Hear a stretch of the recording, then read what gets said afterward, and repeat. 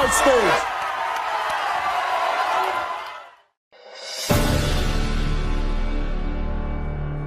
A year ago, my ex-girlfriend, she found out she was pregnant. She did tell me that she had an abortion. The abortion thing? Yes, that idea did happen. I never loved you, and I never wanted to have a baby with you. I thought there was no baby until they called me up and told me about it. He was up for adoption. I never told you about the baby because you can't take care of You him. want to keep your son. Yeah. What gives you the right to decide whether he's ready to be a father or not? That baby is gonna go home with me. I thought adoption would be the best thing for him.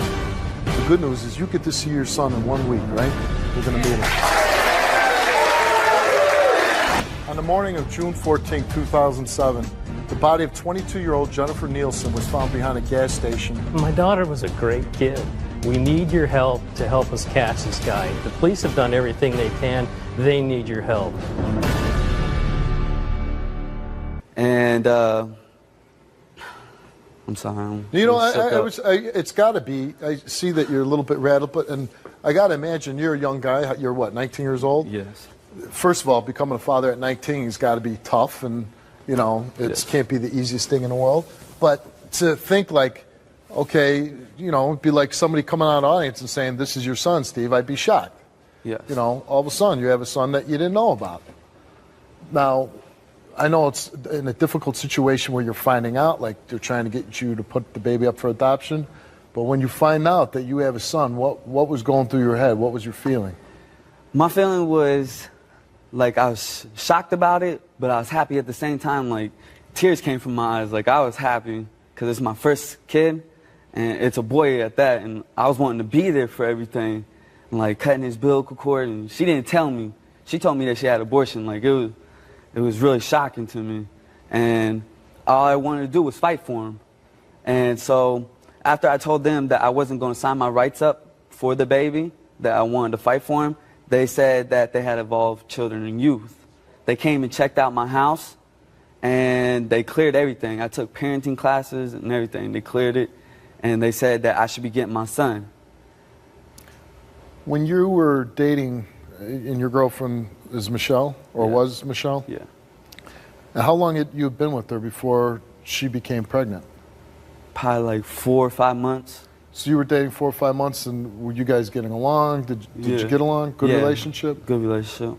And you broke up because she wanted to have an abortion, and you didn't want to have that done. Yes. And that's why you guys broke up. Yes. Do you have any feelings for Michelle now? No. I have a girlfriend right now, and she's real good to me. We're engaged actually, and we should be getting married soon. But we have a good relationship. Her family, her family's been supporting me like the whole time with the son. They've been trying to help me get him. They've been calling up lawyers and stuff. And you've done everything you can. You took the parenting classes, your apartment checks out. Like I call every day for the last. Have you got a chance to meet your son yet? I haven't even got a chance to hold him or meet him. All I have is a picture of him. And how long have you known you've had a son? For about 2.5 months now. And you haven't got to see your son? No. And why is that? Well, they said that I had to wait till everything was cleared, and which everything has. And they keep telling me that the people that are holding him in the foster care or have been on vacation, and that the supervisors from both places have been talking. And again, you've never confronted Michelle? Just the one time when we had the meeting. And what did you say to her? I just basically said, how could she have done this? Like she could have gave me. I asked her, why don't we not even do this? I said, please don't go through with this. I said, why don't you just give me the baby and let me go home with him?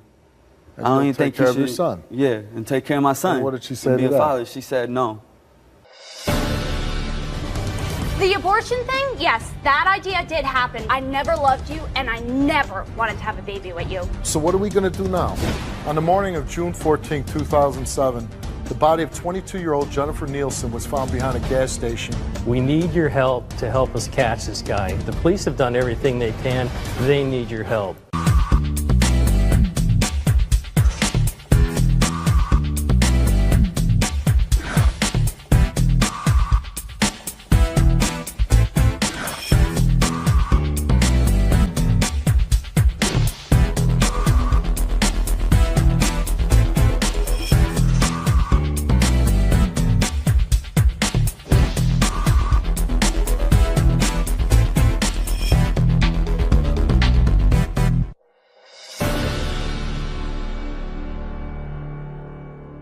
why won't she give you your son? I guess she believes that I'm not the right person to be his father. Well, but you are the father. Yeah. It's not whether right.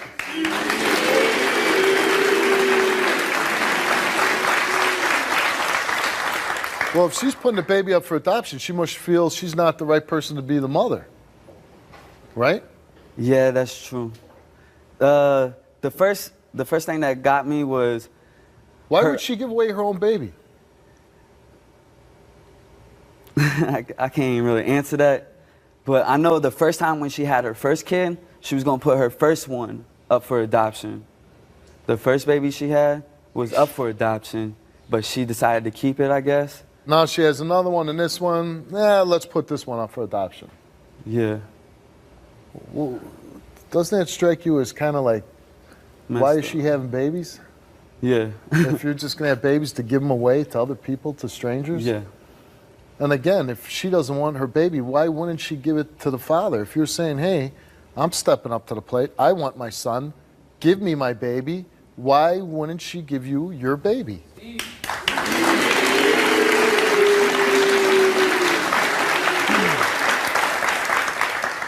A thing that kind of shocked me was when I went down there, they was trying to say that for me to sign over my rights, but the thing that really shocked me was that my name ain't on the birth certificate.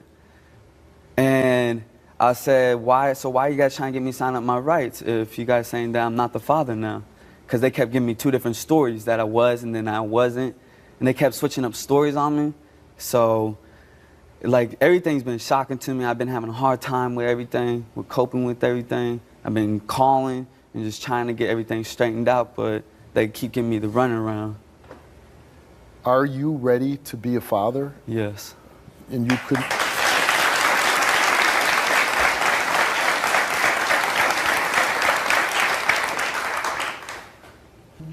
And this is a picture of your son? Yeah.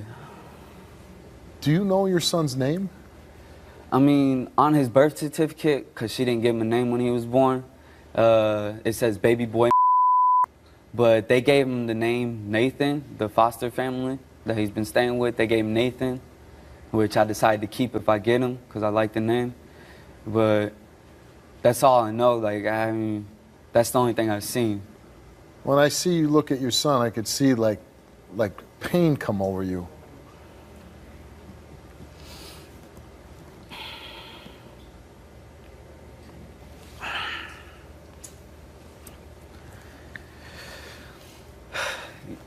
There's a lot of pain. I just want to be there for him. I want to see him grow up. I want to take him to school. I want to be there for his game. I want to be there for everything for him. I want to tell him I love him. Like, I used to say, like, it's funny, but I used to say that I love him to the picture and, like, pray that he will come, that he'll come to me. But it's hard. It's nice to hear a young man take it so seriously, to be responsible, that kind of gets the importance, the magnitude of having a child. I have so many people on my show that just, it means nothing to them. They don't care about their children. So I just want to say it's refreshing to have somebody like you.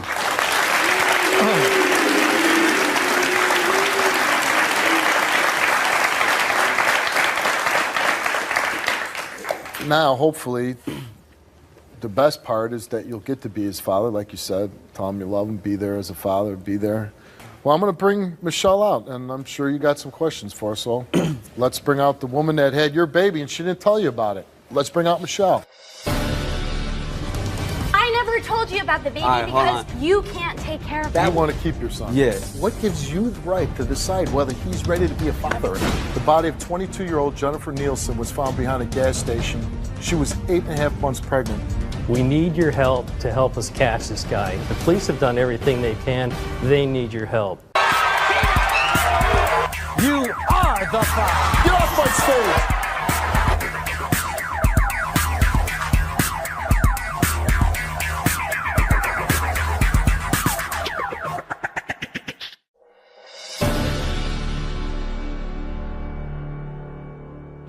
Let's bring out Michelle.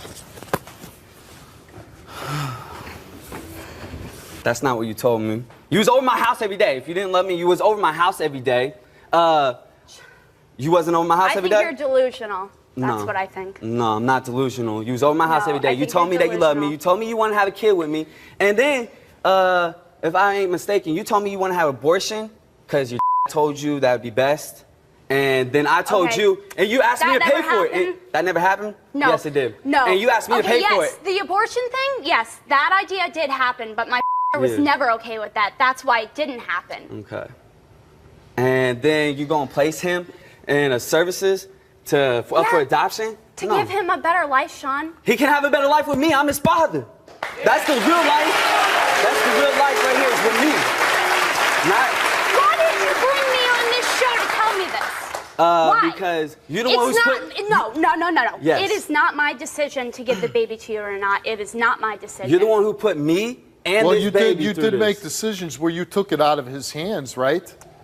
What right do you have not to tell him you got rid of the baby when you didn't? Why wouldn't you tell him, yeah, I'm pregnant, I'm gonna have the baby? He's the father of the child. What gives you the right to tell him otherwise? He just For wasn't. real, she don't have no reason to tell me No, otherwise. I want to know. What gives you the right to say, I'm not going to tell you you have a baby and I'm going to give it up for adoption? He's the father He of the wasn't child. ready. He's not ready. What he gives has you? no idea how Are hard you it ready? is. Yes. Then I feel if you're ready, then why are you giving your baby away? I don't have another baby.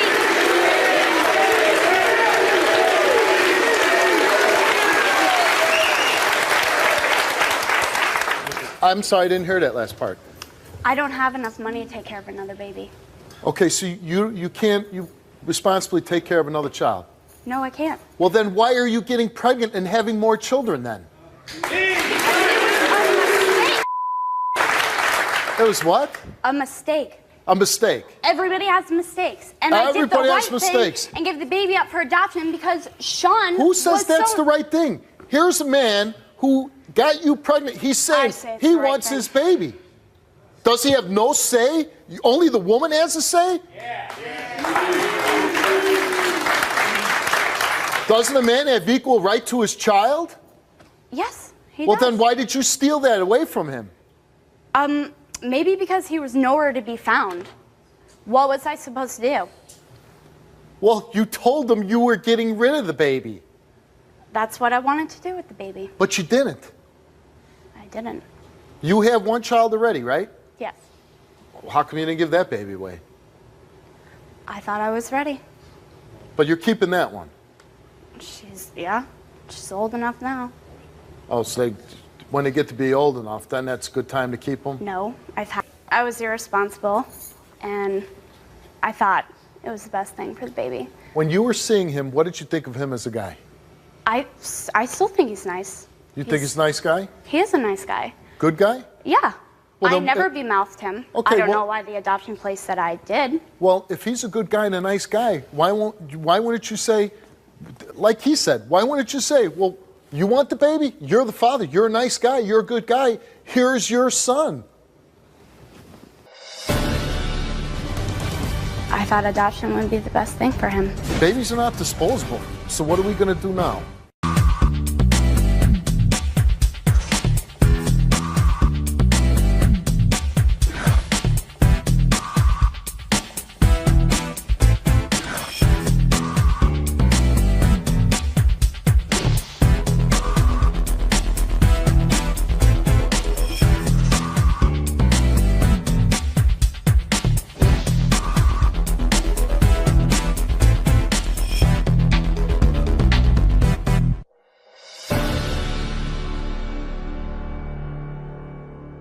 The pain on this guy's face. I mean, when he looked at the picture of his son and the sorrow of not having his child, and you're just like, well, I'm not ready for this one, and this one's old enough, and I want to give this That's one not away. even how it is. Well, you tell me how it is then.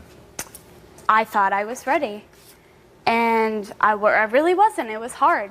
And I realized that. And then when I got pregnant again, I thought adoption would be the best thing for him. Okay, I understand you thought adoption would be a good thing. But don't you have a moral obligation to at least discuss it with this man before you open up that door?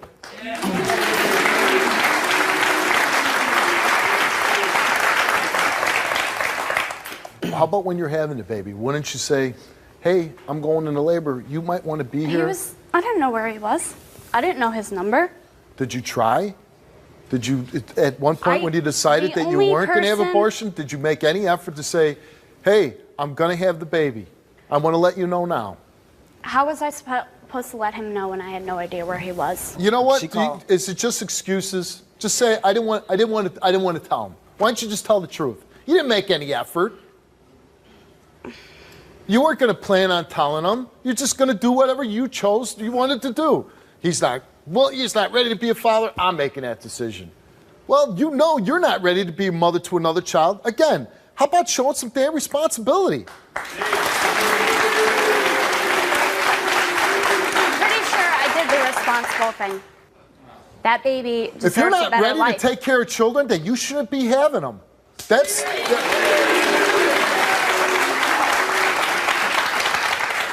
not responsible to get pregnant and then try to give your kids away.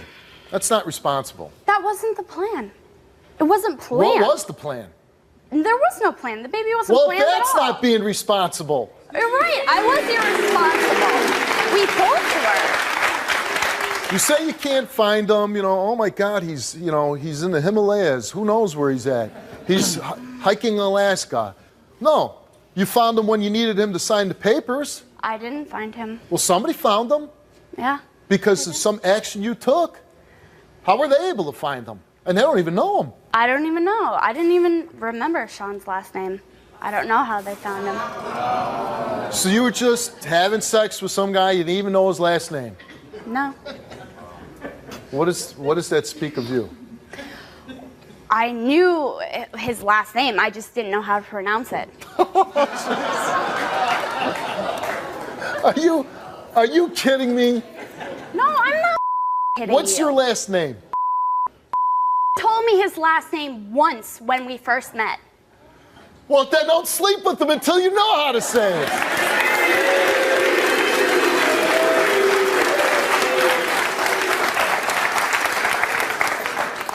I'm looking at you, right? And I want to show my daughter, this is exactly what I don't want you to be when you're 16, 17, 18, 19.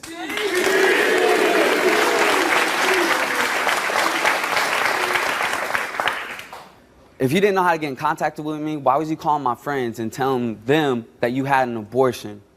And not only that, you told them how to contact me. They told me that you told them that I was on probation. That's how they contacted me, was through probation.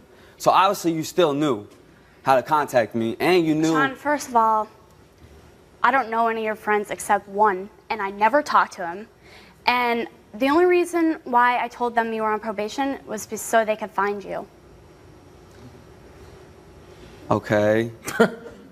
That just don't make no sense, because why would these people tell me that you came to them and they said they saw you and you told them, tell Sean when you see him that I got an abortion? Why would they say that? They just make up. I don't know, stuff. Yeah, I don't know who either, because I don't know any of your friends. But you made no effort at all to tell him you're keeping the baby and that you were going to have the baby and give him the option of actually being in the delivery room. And put his name on the birth certificate. Maybe give him a chance to name his own son. It's that baby boy. You didn't give him that option, right? No. And why didn't you give him that option? And you feel like giving this good guy, in your own words, he's a good guy, nice guy. Be nice to know if you knew his last name, but we'll get past that. Guy you're sleeping with. Oh, what's your last name again? But you think that this giving some stranger a baby is a better idea than the own father that come out here and expresses that he really wants his son. That's giving somebody that you have no idea who it's going to be, but you won't give it to his own father. That's a better idea. I don't know. June 14, 2007, the body of 22-year-old Jennifer Nielsen was found behind a gas station She was 8.5 months pregnant.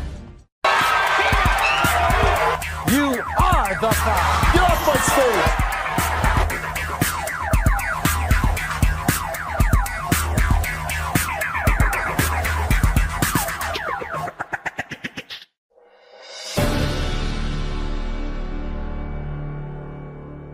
At some point, are you going to take it seriously?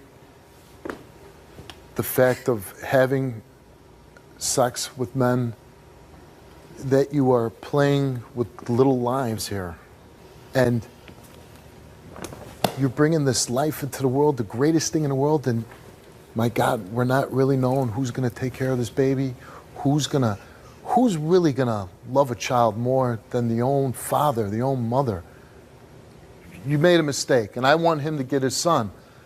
I don't know who's in your life being a mentor or a father figure to you, or if you have a father, but I'm trying to get across to you right now is you should hold yourself in higher regard. Don't let anybody have you as a woman, to enjoy you as a woman, until they give something of themselves to you, some respect, some caring, some love.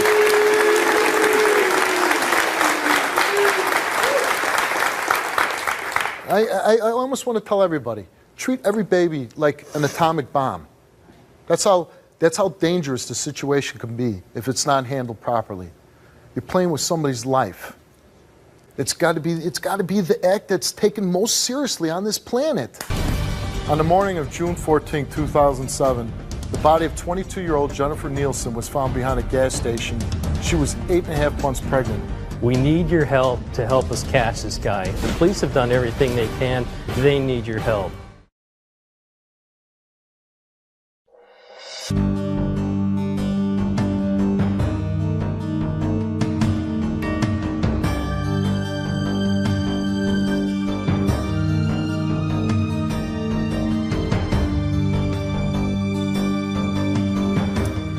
I'm sitting.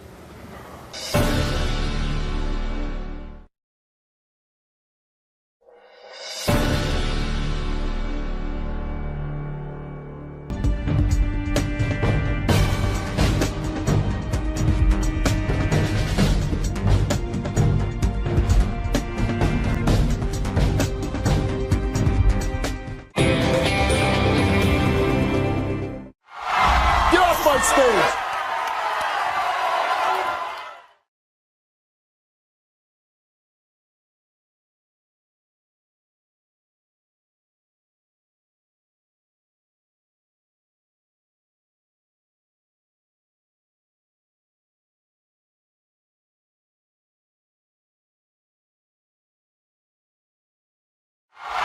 Get off my stage!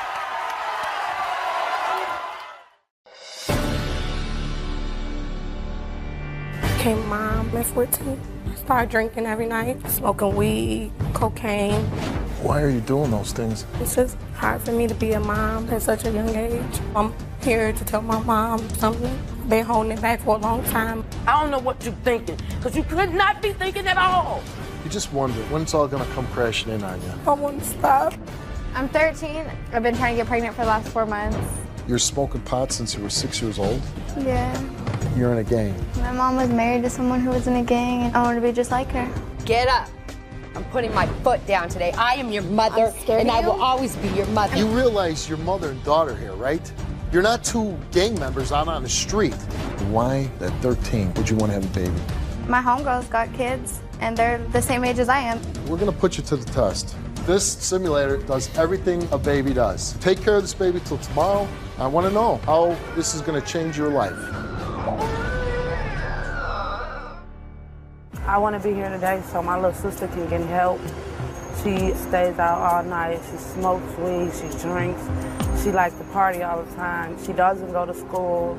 My mom got to take care of her 2-year-old daughter. And my mom's getting old. She can't take care of her daughter. And my sister don't come home sometimes. All she do is want to drink and party and stuff, and that's not going to raise her child. And it's just putting my mama through a lot of heartache. Steve, can you please help my sister, because she really needs help. Bonnie, that's your sister on the tape talking about what you're doing. How does that make you feel hearing your sister say that? It hurts me a lot. It hurts me a lot. So I gotta ask, why are you doing those things? Because I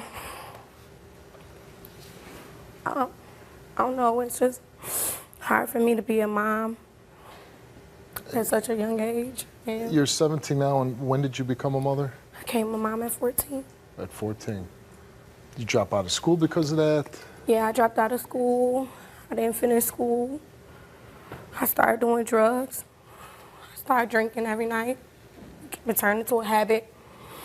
Smoking weed, cocaine.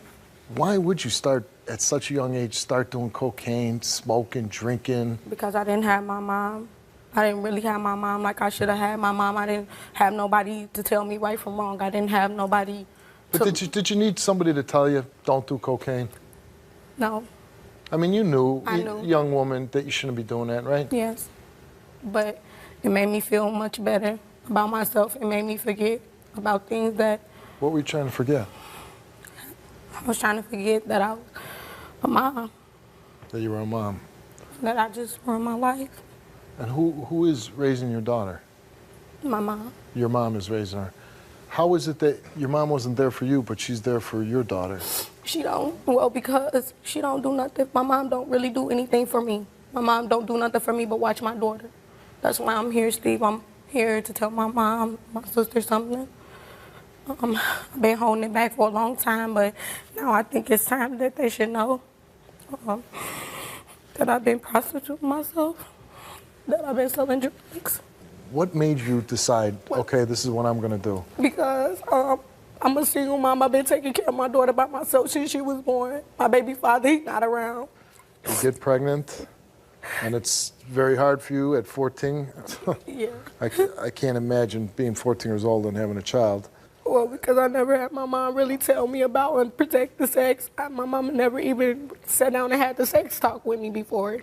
So when you don't have that type of guidance in your life, you look towards to somebody else holding you and telling you you're beautiful and telling them that you love, that they love you. And your mom didn't give that to you? No. So it's tough raising your daughter, and you make the decision to start prostituting. Yes, to take care of my daughter, because my mom, she don't give me things. She don't, the last thing she bought me something, I was 6 years old. A pair of shoes, I was 6 years old. Anything, I was 6 years old the last time she bought me anything. And I just said, forget it, I had a child, so I ain't got no job. How am I gonna make money? How am I gonna be able to support my kid? How am I gonna be able to get her diapers or wipes if I don't have a job? So that's why I turned my life over to prostitution. The first time, were you scared? Yes. I felt more than a woman. I didn't feel like a woman no more. You didn't feel like a woman anymore? No. It made me feel so bad, so nasty. But every day I would sneak out the house around 2, 3 o'clock in the morning. And how much money were you making? I was making about $500 a night, $600. $500, $600 a night. And what are you doing with all that money? Getting my daughter diapers, her shoes, coat. Are you buying any drugs with that money? No, I had put myself in rehab to stop doing crack cocaine. So I haven't did that in a long, 2 months now. And you did that on your own?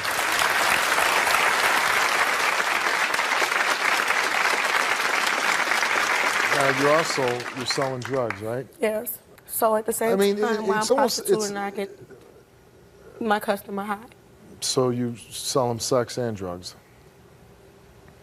You just wonder, like I do, when it's all going to come crashing in on you.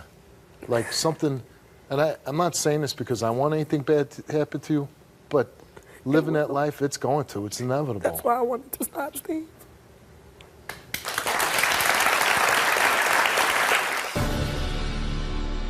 I want to tell her my secret. She doesn't know about the prostitution. No. I really want to help you. So you can be a good mother to your daughter. I don't know what you're thinking, because you could not be thinking at all. You're smoking pot since you were 6 years old?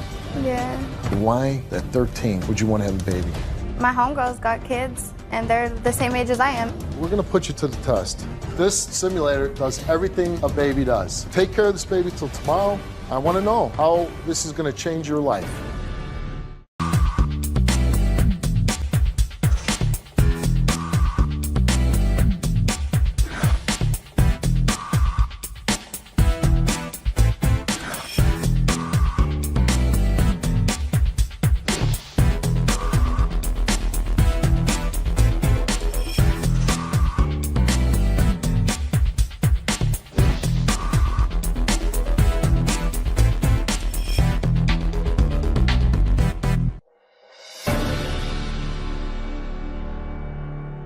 It hurts me a lot because she don't call me mom.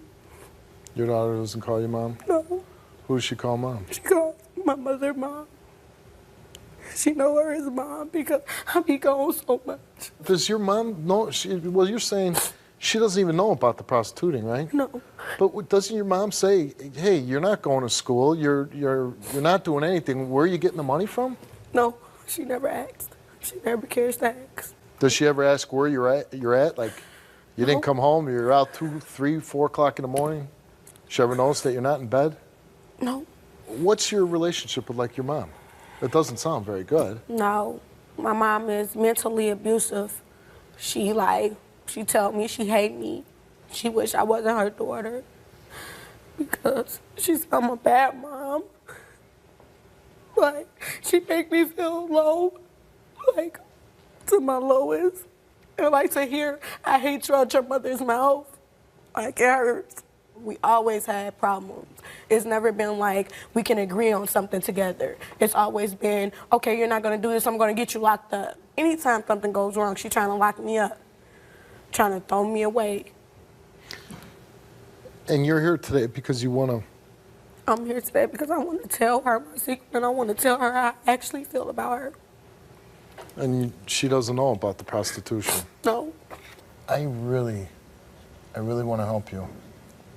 And I want to get you through this. I don't know if I can repair any relationship between your mother. I don't know what's going on with you and your mom. But I need to make an impact on you so you'll straighten your life out, get you help, and so you can be a good mother to your daughter. We'll worry about that, okay? Yes.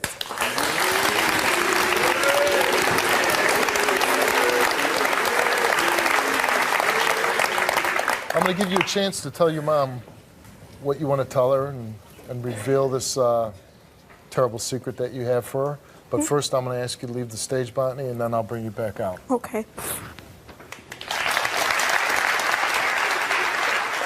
Let's bring out Botany's mom, Charmaine.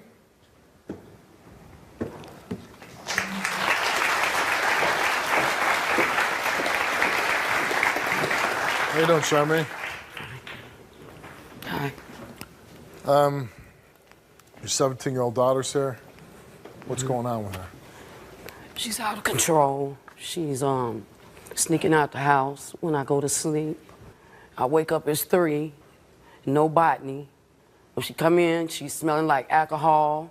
All of her friends are girls that don't have a place to stay or young prostitutes. So you're saying that you really care about your daughter. Yes, I care about my daughter. But you're kind of fed up with her because of her behavior and she keeps sneaking out, she doesn't listen to you. That's right. When your 14-year-old daughter comes to you and says, "Hey, I'm pregnant," what went through your mind? When she told me that, it was just a big shock because now I know that here is another life and I got to take care of the baby. Is there anything that you feel like maybe you could have done different, that maybe you could have prevented, or you tried everything you could? I tried everything I could. I've went so far as to call the police. She's running away from home. Right. I know it's something you can do. I tried to get her put in a boot camp. And how many children do you have? I have 8. You have 8 children. Mm-hmm. And then you also have Botany's daughter living with you. Is Botany a good mom? No. No. She's not a mom at all. Her baby sees my face at night when she goes to sleep. Me and her grandfather. She sees our face when she goes to sleep. And she's supposed to see her mother's face.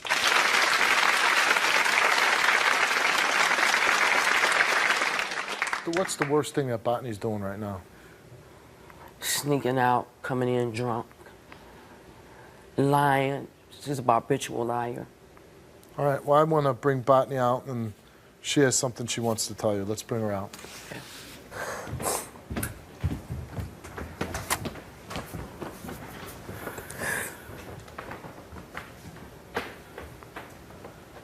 I got something to tell you. What? And I've been holding it back for so long. What? I've been holding it back for so long. I try my best to be a mom to Diamond, but I feel like I can't because of you. I feel like I can't be the best mom to her because the way you mentally abuse me about how bad I am as a mother, and that doesn't help me at all. Bonnie, she's almost 2 years Mama, old. when you don't think of her. You do not do nothing for Diamond. Mama, I told you. You think I want to raise a baby? Do you know why? Do you think I want to raise a baby? Do you know why? Huh? But do you really want to know why? When I let you take Diamond with you, call me where you and take her? You get caught in the loop. Mama, you call me and snap on me every time I take Diamond out the house. Bring me my baby back. Bring me my baby back. I can't even take that around the corner without you telling me to bring me my back. Do you know why? You know why? Because when I look up, somebody else has Diamond. And what are they doing with Diamond? You supposed to have her. You don't pay attention to her. You don't pay attention to her.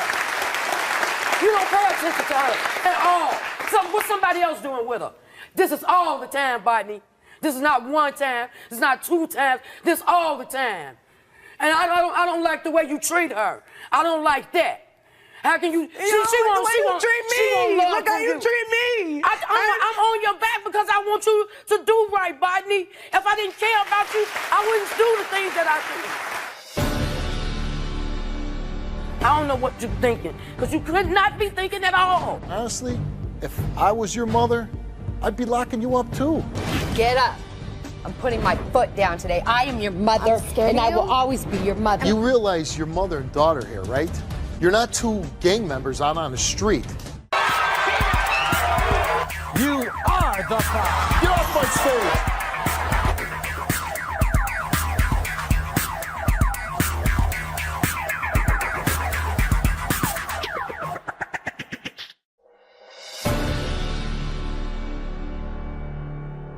You know right from wrong, Botany.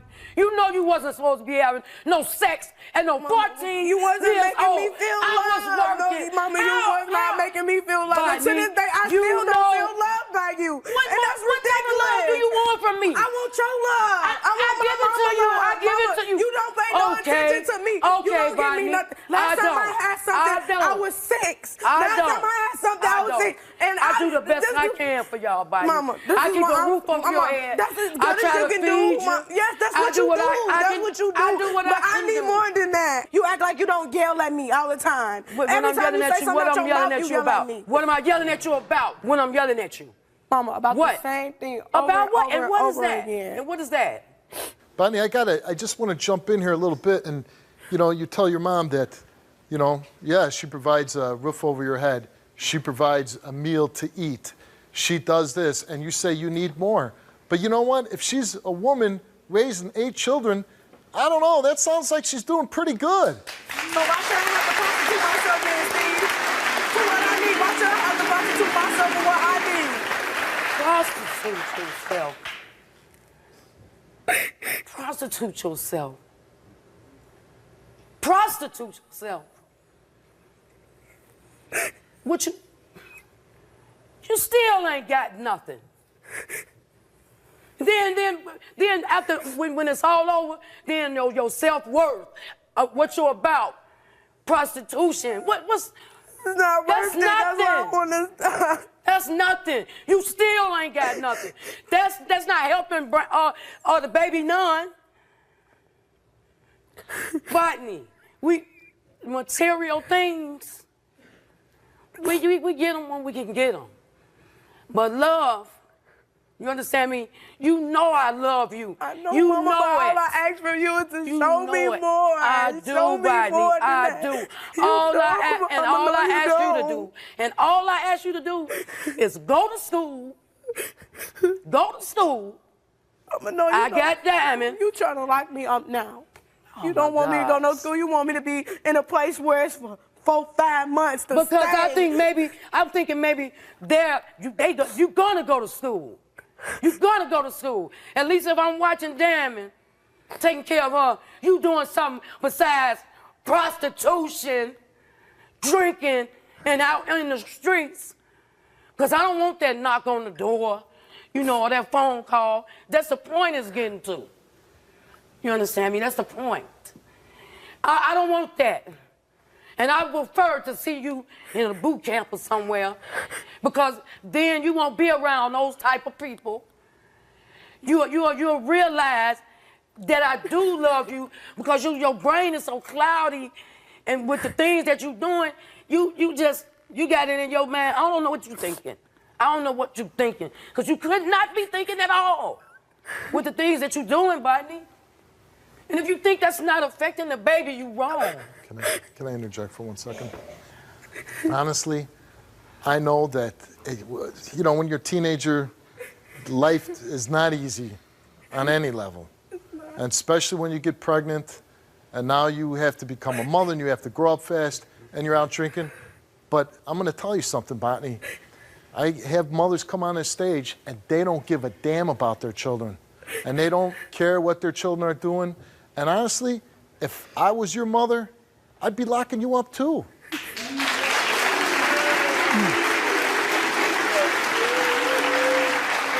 And I'm not saying that I'm locking you up trying to punish you. I'd be like this woman. I have a little daughter at home, and I'll do anything I can to protect her. That's what I do. And I do what I can. But you know what? How much I can do as a 17-year-old. I understand that, but Botany, one thing you need to do is be in school, not going out drinking, not prostituting. When a parent sees their teenage daughter not coming home, not taking care of their kid, drinking, smoking, prostituting, they're probably not going to talk to you in a real calm manner. I'm sure it's not going to happen in my house. If something like that goes crazy, I'm going to be one pissed off dude.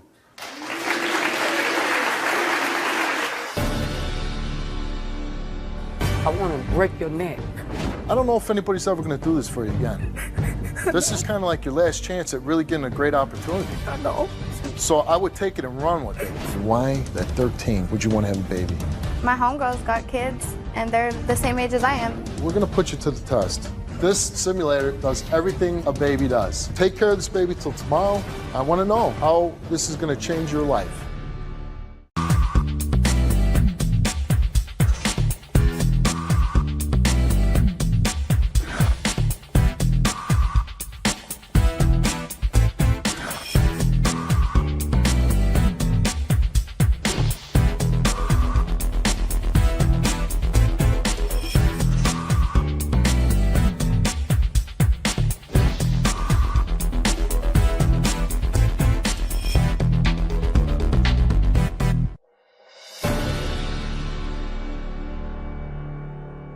Mom, without yelling at her, she comes out, she tells you she's been prostituting for the past year. What do you want to tell her about that? Botany, I want to break your neck. That's what I want to do. She said it without yelling.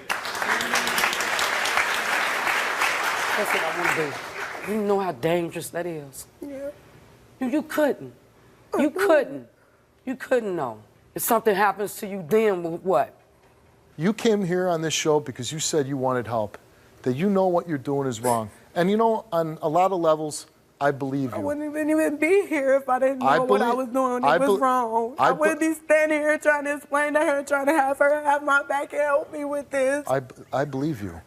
But I also know how easy it is that once you go back home, how it could be to slip back into the easy way of life. Going drinking and everything else. I don't want to do it no more. Okay, so what I want you to do is look at your mom and tell your mom what you want to do from this point forward. From today, you're here because you want help. Tell your mom what you want. Because I want help, and I'm going to get it today. And I'm going to get it today, I promise. Okay. Even if that means getting me away, I'm going to do it. I want you to get some help. That's why I think they don't even like me. My brothers and sisters don't even like me no more. They love you. Because they feel like I'm taking all their time from you. And I told you that. I told you they being mean to me and stuff because they feel like they don't get their mom because you so much on me. Every time turn around, she crying because she think you ain't paying no type of attention to her. You paying Well, you know all your what? attention on me. Your mother's got she's got a plate full there. You got to give her a little bit of a break. She's taking care of 8 kids. She's taking care of your baby. You know, sometimes I guess you're not going to feel as much love when she's got to spread it around as much as she does, and top of the fact that she has to worry about you running around on the streets. So here's what we got to do. Mom, you know now that she's out doing this prostituting. You've known about the drugs and the drinking and everything else. Now you really got to be involved.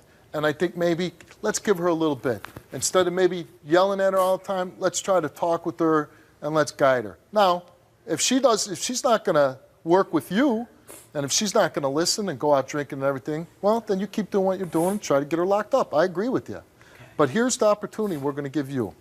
We found a place in your hometown that's agreed to let you finish your education with the GED prep classes, parenting classes and groups, childcare with parenting time, life skills training, and a referral to a therapist. Okay? All that for you. You get your ass back in school. You can start your life. You can make something of yourself. You can learn to be a good mother. But nobody can make you go to these classes. Nobody can make you learn. Nobody can make you sit in there and take the time to do these things. Only you. You can either pick the bottle filled with booze, the men in the car that are trying to pick you up, or you could actually pick a good life for yourself here.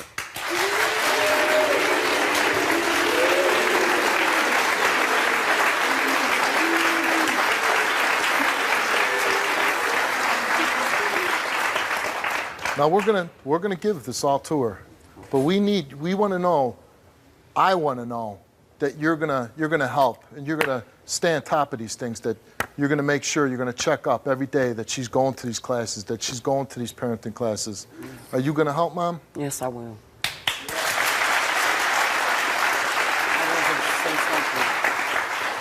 Like, when she go to school, I have her call me. Call me when you get there. She calls me when you get there, right? Mm-hmm. But then you leave. Well, I don't want that. It's not gonna happen no more. Like, you know what, Mom? I think she realized she made some mistakes. But here's you know what? Honestly, Botany, I don't know if anybody's ever going to do this for you again. This is kind of like your last chance at really getting a great opportunity. I know. So I would take it and run with it. I am. And you know, this is what we're doing. We're giving you this, and we're getting your mom involved. And the other thing we're going to do is, in 3 months, we're going to bring you back. We're going to update this story, and we're going to find out if you lived up to your word. You promised me you're going to do this. I promise. Okay, in 3 months, you're coming back, and we're going to find out if you changed your life. All right? Thank you so much. I hope you make the best of it. I hope you're not lying to me. Nah, I promise I will. Okay? This is a great opportunity. And let's go with your mom, and let's go. And she's going straight to it right now.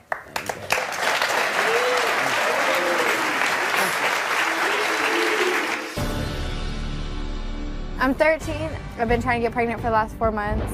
You're smoking pot since you were 6 years old? Yeah. Why, at 13, would you want to have a baby? My homegirls got kids, and they're the same age as I am. We're going to put you to the test. This simulator does everything a baby does. Take care of this baby till tomorrow. I want to know how this is going to change your life. You are the Power. Get off my stage!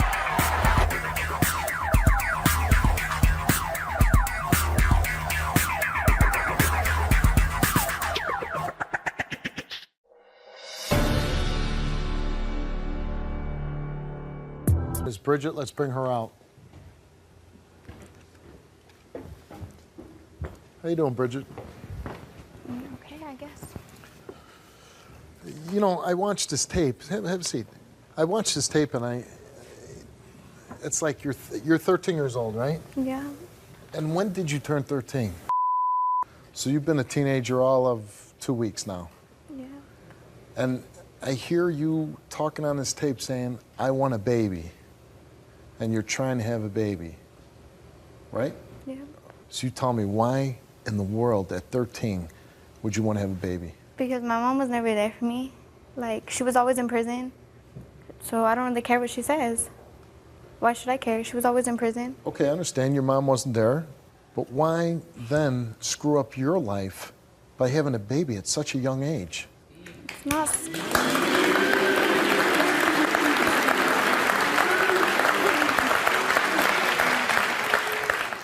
It's not screwing up my life. How is it screwing up my life? You think having a baby at 13, your life is going to be good? Yeah, because my homegirls got kids, and they're the same age as I am. They got kids. Their kids are happy. They spoil their kids. So your homegirls, your friends, they have children at 13 years old? And this is something you look at and say, wow, that's great. That's what I want in my life? Yeah, pretty much. How many of your homegirls that have these babies are going to finish their education? None of them. How many do you think that child is going to be raised with the father? Probably it's the same amount that are going to finish their education, 0. My mom was never there. I pretty much raised myself. I did raise myself. I understand that your mom wasn't there, and you probably had to fend for yourself a lot, but it's a lot different fending for yourself than it is taking care of a baby that needs you all the time, every second.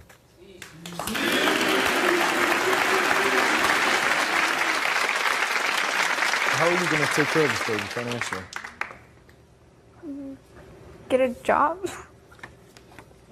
A lot of jobs for 13-year-olds that can support a family. You're smoking pot since you were 6 years old? Yeah. How did that happen? Because all my friends were doing it. My cousin was doing it, so. Your cousins were smoking pot?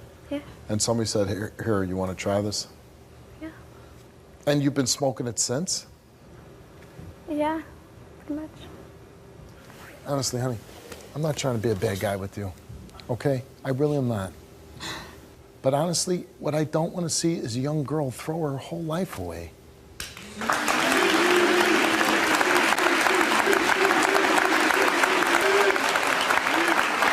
And then the other thing you said in the tape is that you're in a gang.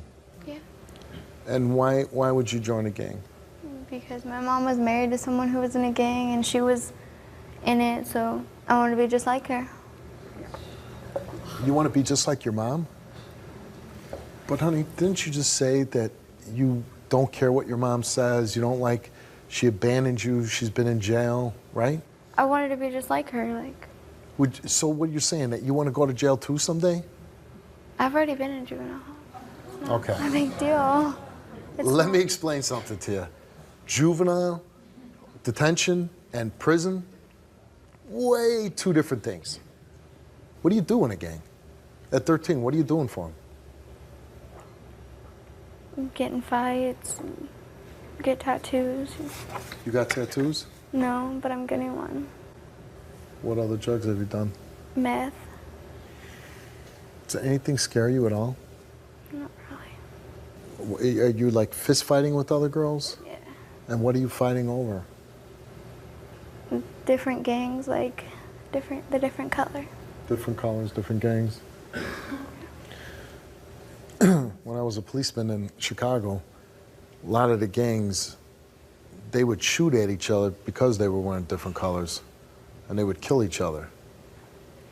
I mean, is that something that sounds appealing to you? I mean, there's got to be something in you that sometimes says, wow, what am I doing?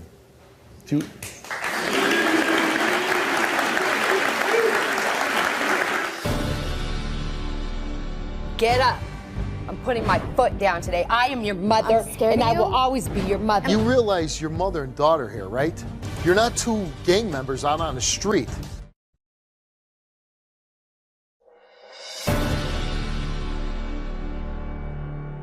You say your mom hasn't been there for you because she was in prison, right? Yeah.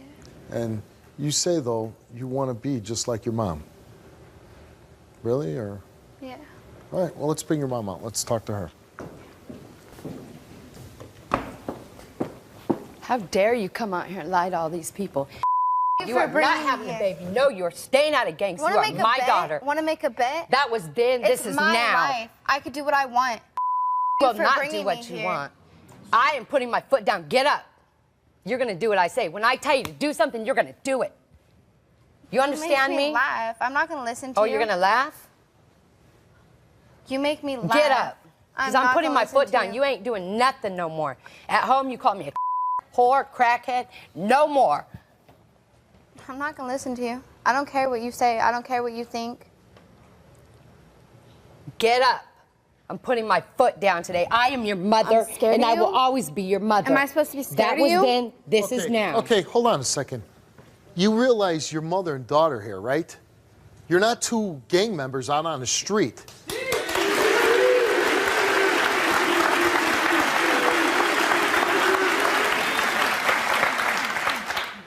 So I got to ask you, you know, this is your daughter. Yes. Your 13-year-old daughter says, hey, when I was 6 years old, I was smoking pot. How the hell did your 6-year-old end up smoking pot? How is she having sex at 13? How is she saying, I want to have a child? I want a child at 13 years old. How is this happening, Mom? She was in and out of my life because I was in prison. And I just got out of prison last year, and she came back to me. And she came back to me with that attitude. By your own admission, you kind of led your daughter down the wrong path. Right. Going in and out of prison, dating a gang member, not being there. How many years you were out of her life? 6. 6 years? I mean, half her life. As a mother of a 12-year-old daughter who's just turned 13, you tell me, what do you do? I tell her that that's not okay and that she don't want to follow in my Talk to your footsteps. daughter. And I heard you on the tape say that you think the daddy's going to be around. You don't have a daddy, do you? I don't want you doing the same things I did. I don't want you in the gangs because it's going to get you nothing but hurt. You say juvenile hall didn't matter? I've been to prison. How many times? Why is she acting this way? I mean, why is she acting this way? She's angry with me and hurt with me, but I'm trying to be a mother today, trying to be there for her. Are you doing anything to mold this young woman? I'm trying to get her in all kinds of programs, making sure she goes to school, just being there. You know, I'm trying to be involved in her life. You look, you know, fairly young. How old are you? 32. 32. So she's, you know, you had children when you were young. Yes. You want to tell us how that experience was? It was hard for me.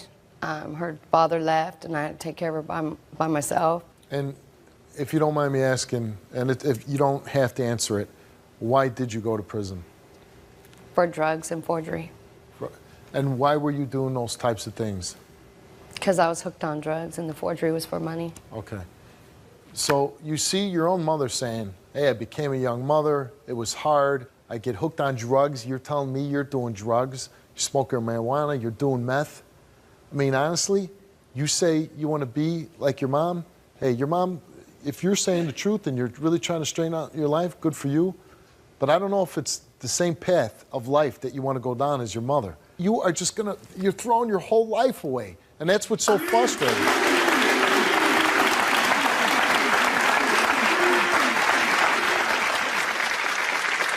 I'm your mother. I will always be your mother, no matter what happened. And I love you.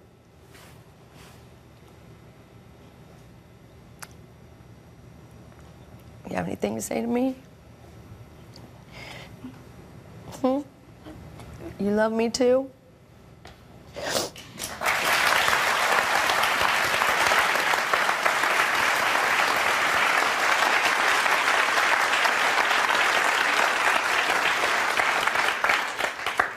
We're going to put you to the test. We have an infant simulator, little baby that's, you know, just like a baby, formula, diapers, everything you need to take care of a baby. And we're going to follow you through the building all night long. We're going to tape you with this baby. And we're going to bring you back tomorrow. And you take care of this baby, and you come back and let us know tomorrow if you think this is a good idea. You agree to that? Yeah. Okay, let's go. This little simulator does everything a baby does. Okay? Oh my God. Well, don't say that. That's you. No, you wanted to be a mother, and if you want to keep going down and you're saying you want a baby, here's a test. See if you want to be a mother at 13 years old. Take care of this baby till tomorrow. I want to see this baby, you know, I want to know how easy it is, how easy you think it's going to be, how this is going to change your life. All right, let's go. You need to take care of your baby.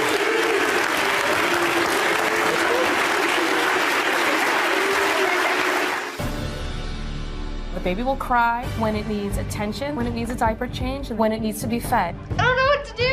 Get her away from me. Before I throw her against the wall. Oh my God, hold this kid. Get her away from me.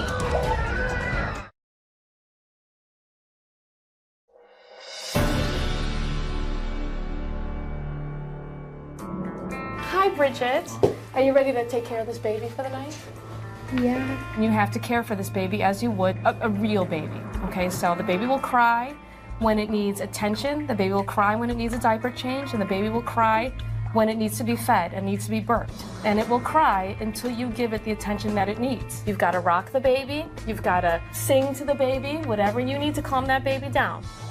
There is a pack here on the back. I'm going to give you a set of keys. You're going to have to decide what key will actually calm this baby down and give it the necessary attention, diaper changing, or feeding that it needs, okay? You think you're ready to handle this baby?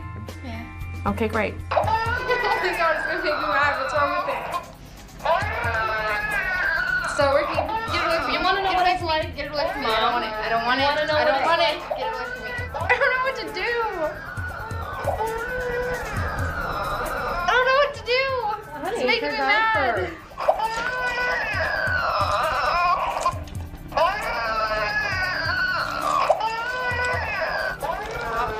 Crying. Don't cry. I don't want this thing no more. Here. This is what you wanted, this is what you got. She's just gonna sit here and cry. Get her away from me before I throw her against the wall. Oh my God, hold this kid. Hold the doll. You need to take your baby, Bridget. Don't put it on me, I'll throw it. Your baby. Throw it, get it away from me. Get it away from me before I kill it. Get it away from me. So it's 20 minutes after the show's over and I hear you don't even want to take care of the baby now. Your consequences, your actions right now, you're going to end up with one of these babies. You're having sex at 13 years old. You said you wanted a baby. You've been sleeping with somebody for 4 months. And now 20 minutes in it, this is what you're going to have. And you don't want to take care of her? Here. Mom, it's not my baby. Seem like fun? Your homegirl's lucky that they have little babies at 13, 14, 15 years old. You go home and you keep doing what you were doing, you are going to have one of these little guys right here, and your life will change forever. Do you want to take the baby to the hotel tonight? No? You don't want to really experience the whole thing of being a mother? All right, well, I'll tell you what.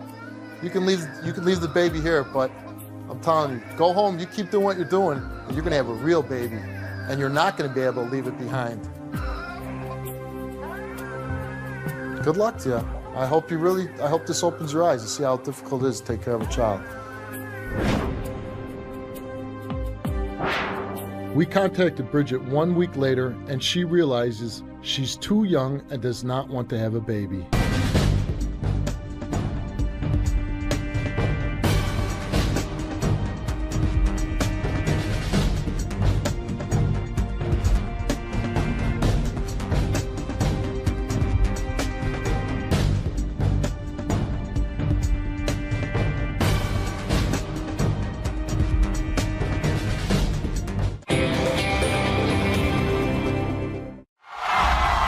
Stage.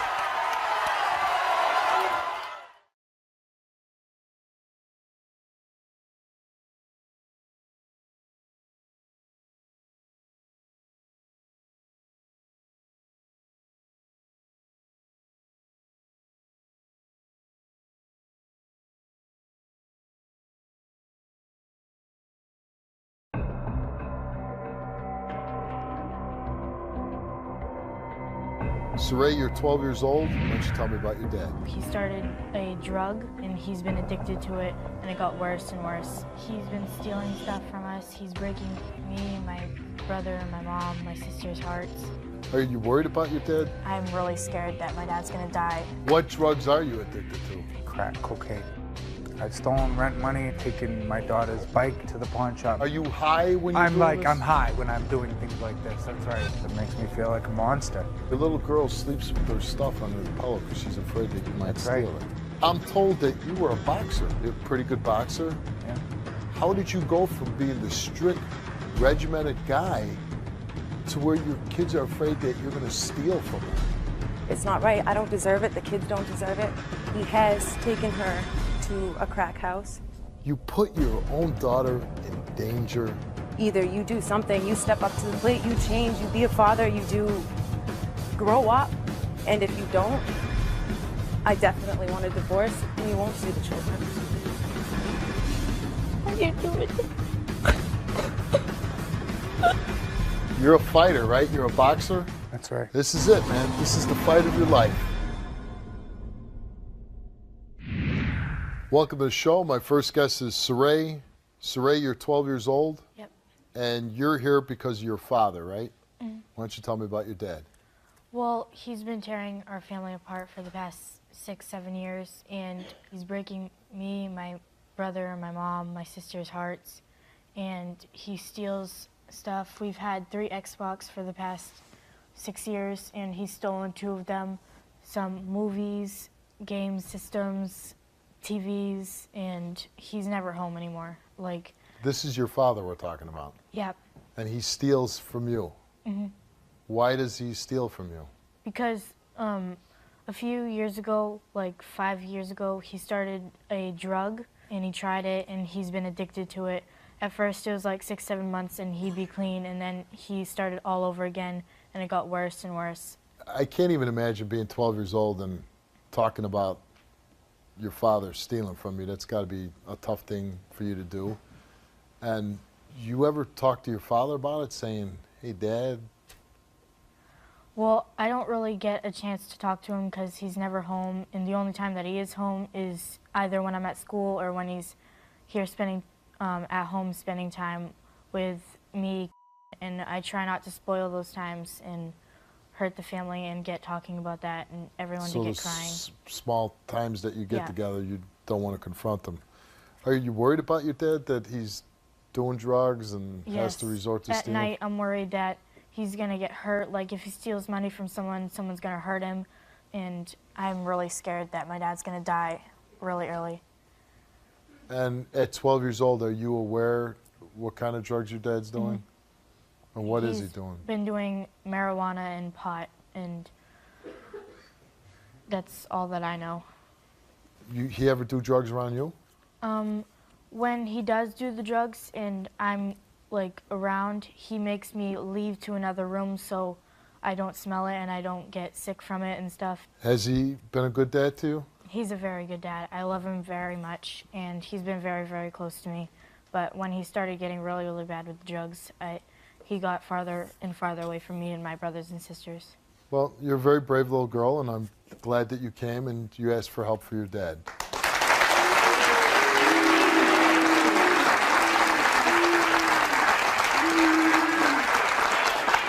So, Saray, what I'd like you to do is I'd like you to go back to the green room, and we'll try to do whatever we can to help him out.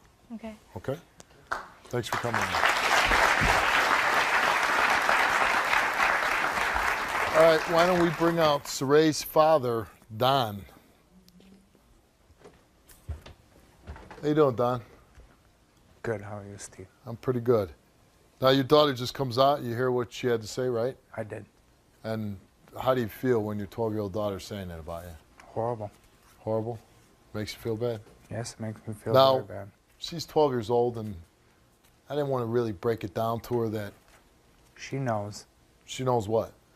She knows I have a drug problem with more than the marijuana.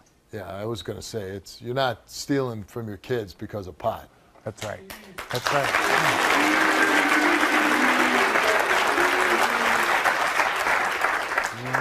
What drugs are you addicted to? Cocaine.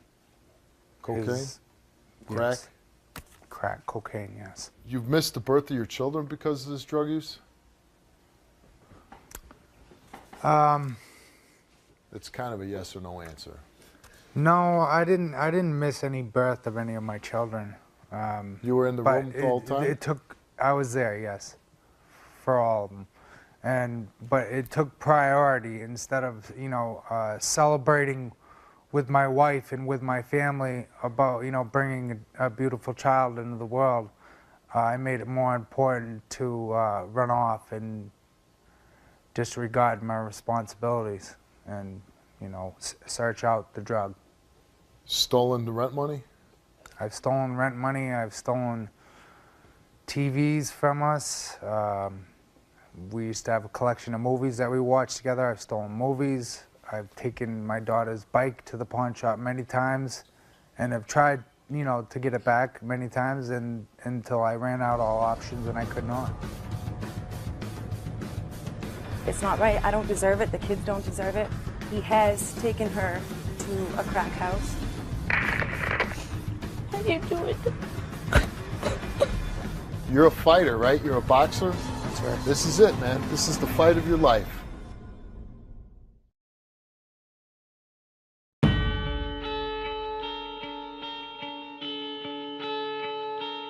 I've never been addicted to drugs. I never did drugs. But at some point, when you're pushing your little girl's bike down the road, or you're taking your kids' things, and I'm a father, are you ever thinking like, what the hell am I doing? I'm taking my little girl's bike to sell it?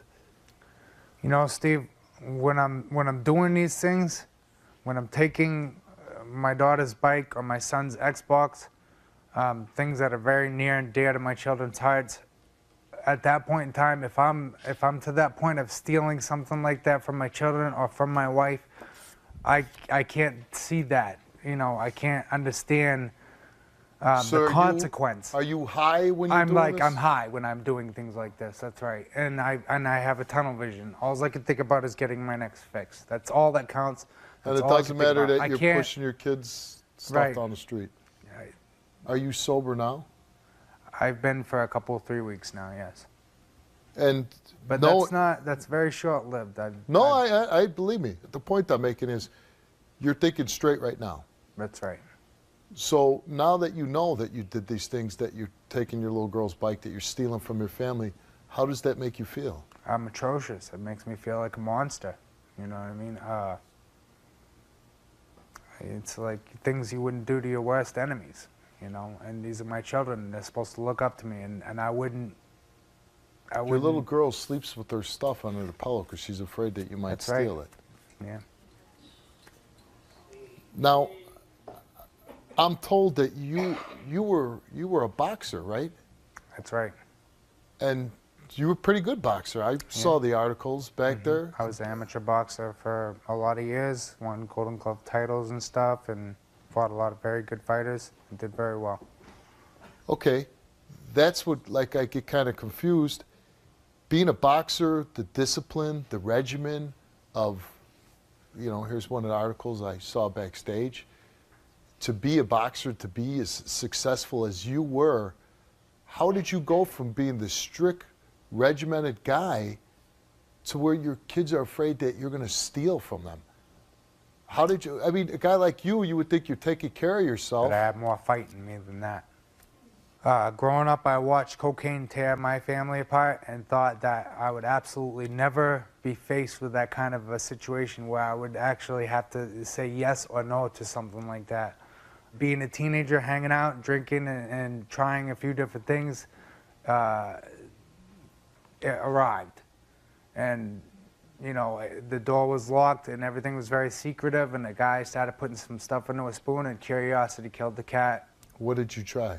I tried crack cocaine. Okay. And so you did it because your friend did it? I was very much against it, because I had seen what it did to my family and never thought I would put myself in that kind of a situation. But, it's like the forbidden fruit, There's just some things you just don't mess with, not even try. And it was just something I just happened to try, and I opened up Pandora's box. I wish I could take it back. And that one time was all it took? That one time was all it took. Steve, that was all it took, one time. And if I didn't do it every day after that, it was on my mind. And eventually, after a while, I started not thinking, and I just started doing what I needed to do to get the drug. Whether it was steal rent money from my wife, take you know, unexpected boxing matches against men that were undefeated, 12, 15-0, and risking getting my life taken or my brains punched out to get money. And instead of doing the right thing with those, when I had kids in the house that needed diapers and stuff like that, I'd take that money and I'd run with it. And I had no kind of control. And how long have you been an addict? I'd say about 7, 8 years, almost 10 even. So almost Sheree's whole life. Almost Sheree's whole life, that's right. You pawned your wedding rings? That's right, I did. I traded one wedding ring, and I slipped a ring off of my wife's finger while she was sleeping one time.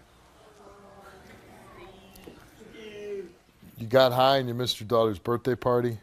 I did, both of them. They both had the same birthday. I had just, a couple nights before that birthday, I had stolen an Xbox 360, and my wife actually believed me, or wanted to believe me, that I wanted to get that Xbox back so bad for my son and for my daughter that she actually gave me a $100 bill to get it back. And I promised that I would, and I swore on everything that I would get that back for them. And I disappeared with it, and I didn't show up to the birthday party, and I broke my children's heart. My daughter, both my daughters. It's not right. I don't deserve it. The kids don't deserve it. He has taken her to a crack house. You put your own daughter in danger. What is it going to take for you to say, okay, that's it, man. I'm not ever putting my lips to another crack pipe again? And if you don't, I definitely want a divorce, and you won't see the children.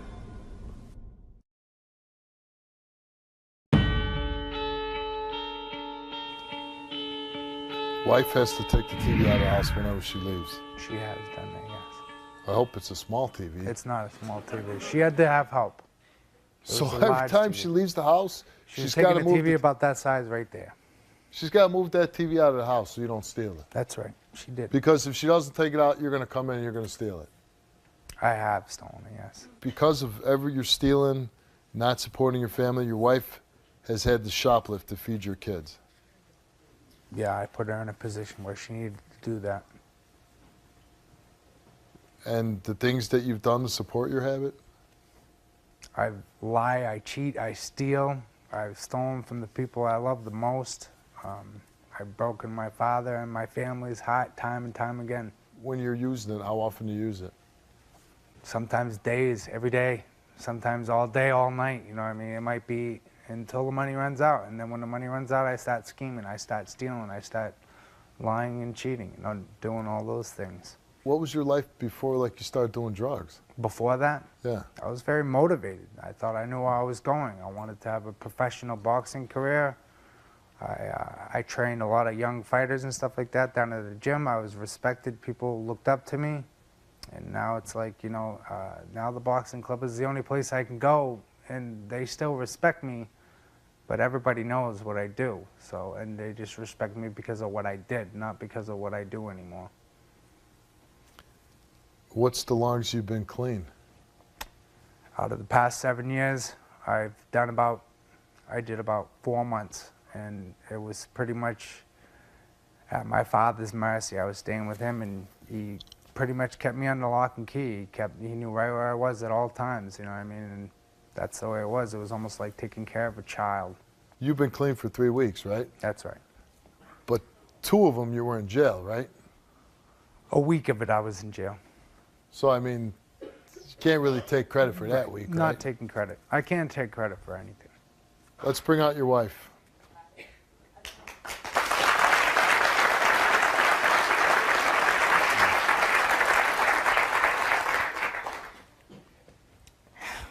You know, you've said many times that you were going to change. You promised me and the kids that you were going to change over and over again. You've pawned just about everything that we own, from TVs to stereo systems to money. I have to take a TV down if I go to the corner store that is way too big for me to carry. You've said numerous times, over and over and over and over and over, that you're going to change, and it's not right. I don't deserve it. The kids don't deserve it. And I don't know if I can, you know, believe that you want to change. You say you want to change, but I don't know whether to believe it anymore. I do want to change. But I just can't imagine ever having a drug control me that much that I would go to the length of stealing from my own children, you know, from our son that is 4 years old, you know, or from our daughter that's 12. She's not stupid. She knows what's going on now. They all know. Why do you stay with him through all this? I do love him. I know he loves the children, and I've seen, you know what I mean? Like, I've seen him where he's broken down, he's cried, he's, you know, wants to change and tell, you know, and he's very sincere about it. And I've seen who he really is, you know what I mean, who he really can be. There's been times, you know, 6, 7 months, and I know it may not seem like long to you or anybody, but that he was clean. That is a long time being clean. Right. And he's a totally different person. He's a wonderful father. He's a wonderful husband. And it just seems like almost like a roller coaster ride. You know what I mean? Because I'll get really, you know, back to how we were in the beginning. And the kids will get closer to him. And then it's just a big letdown all over again. Do you ever feel they put your kids' lives in danger? I was told from Saray that he has taken her to a crack house.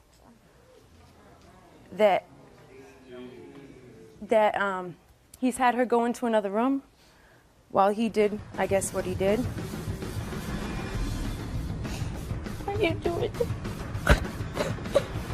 You're a fighter, right? You're a boxer? That's right. This is it, man. This is the fight of your life.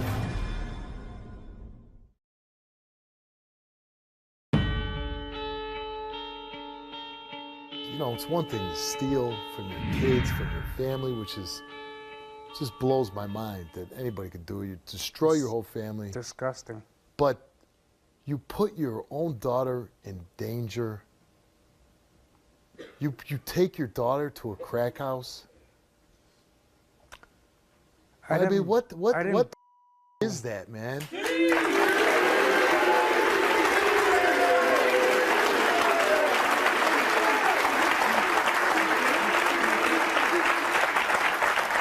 I mean, that's, you know, that's where you just totally step over the line. That's where I can't get mad. That's why I can start hating another human being. You take your child and you put him in it. You know, yeah, I wasn't thinking when I was taking a bike to the pawn shop or the TV, but taking your daughter to a crack house. I never brought my daughter to a crack house. She's lying? Your daughter's lying? I'm not gonna say that she lied. You know, I did. There is a time where I had her wait downstairs, and I went up into a building, but I never. Okay. I've never brought her in the crowd. Who's protecting your daughter then? Right. While you're up getting high, who's protecting her? Right. Well, who goes to crack houses? Crackheads? Right. Nobody normal. Would you leave your daughter around crackheads? I would like to be able to say that I wouldn't. But you did. What if something, God forbid, happened to your daughter while you're up there getting high? What if another crackhead comes and goes, "Wow, little girl I could sell"? I would never be able to forgive myself. I don't know how you forgive yourself for any of this, really, but that one there.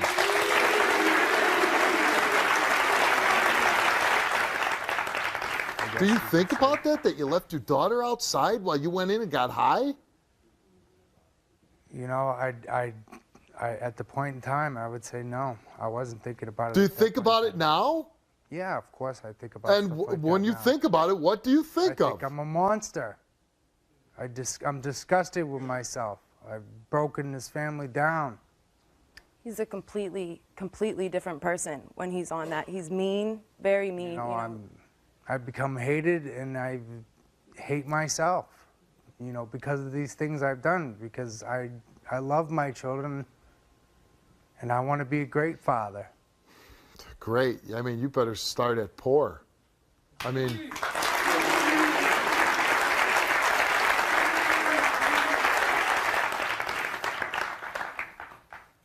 What is it going to take for you to say, okay, that's it, man. I'm not ever putting my lips to another crack pipe again?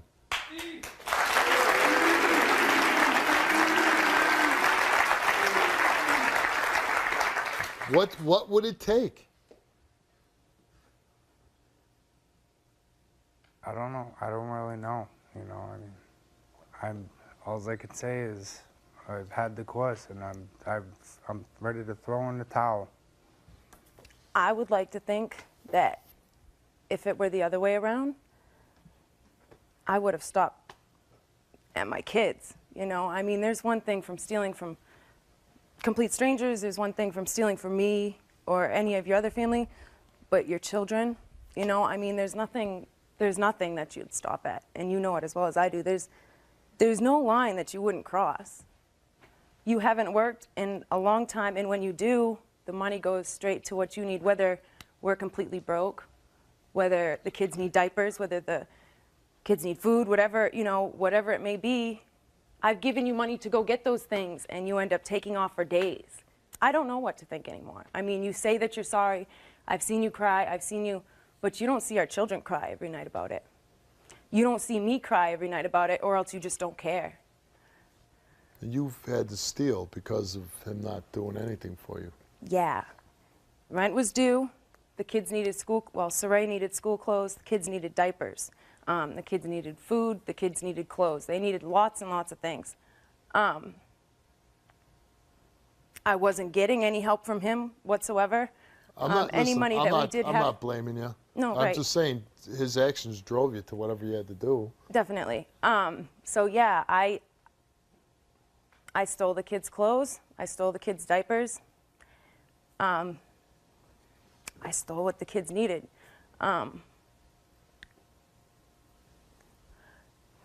I feel really, you know, really bad for it and really bad about it. I mean, but I don't know what to do anymore. I mean, I can't go to him with these money problems. You know, I mean, I can't go to him with any of my problems because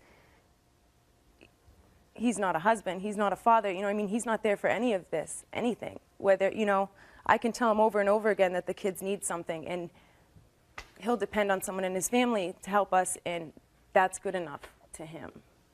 People say all the time, I'm only destroying my life. Look how many lives you're destroying up here.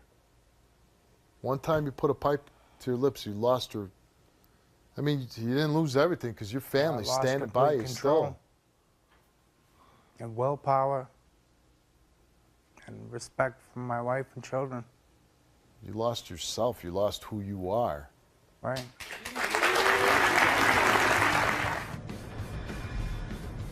You tell me, why am I going to help you? You're a fighter, right? You're a boxer? That's right. This is it, man. This is the fight of your life. I want to do the right thing. I want to be a good father and a good husband. I don't want to keep going like this no more.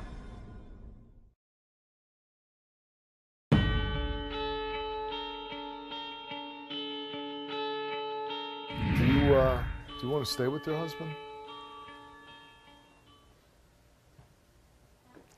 I want, if it was a perfect, you know what I mean, if I could have it the way I wanted it to be, I would love to. I would love for us to be a family, but I mean, I've heard it so many times before, but I've never actually seen any actions taken to do so.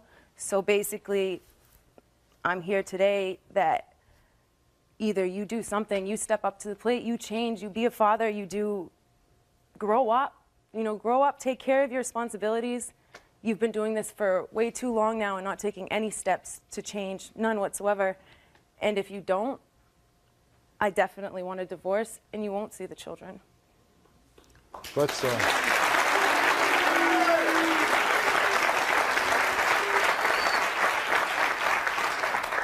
bring Sheree back out.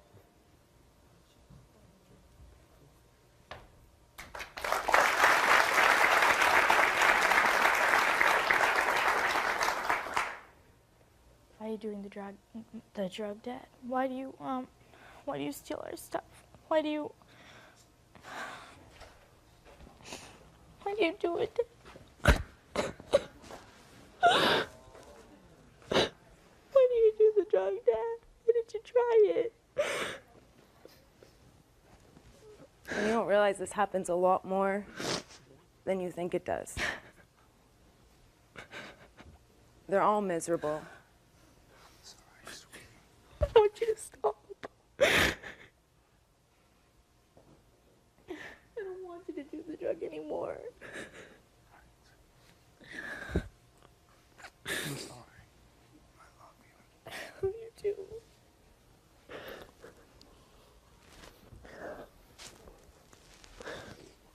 You guys mean everything to me. You're my family. I love you so much. I need help. I'm sorry. I need help. I'm gonna try to get it.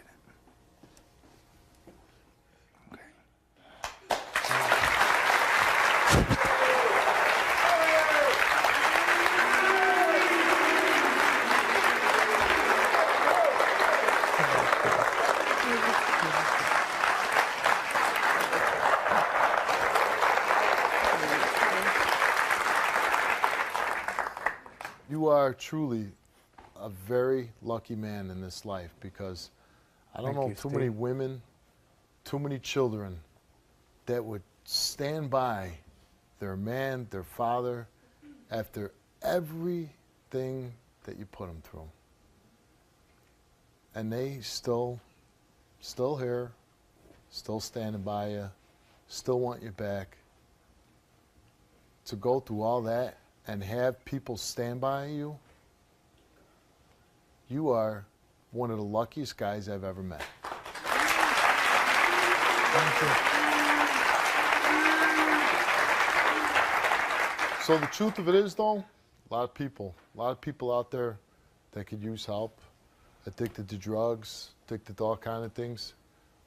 You tell me, why am I going to help you, Don? Why you?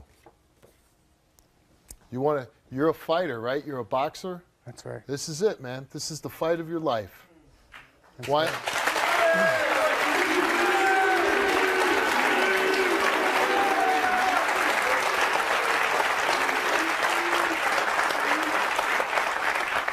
You want help. You make the fight. Why I should help you?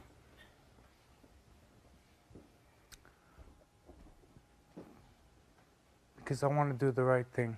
I want to be a good father and a good husband. And I don't want to have to worry about my children never going down this road. I don't want them to ever get curious of what made their father not want to be there.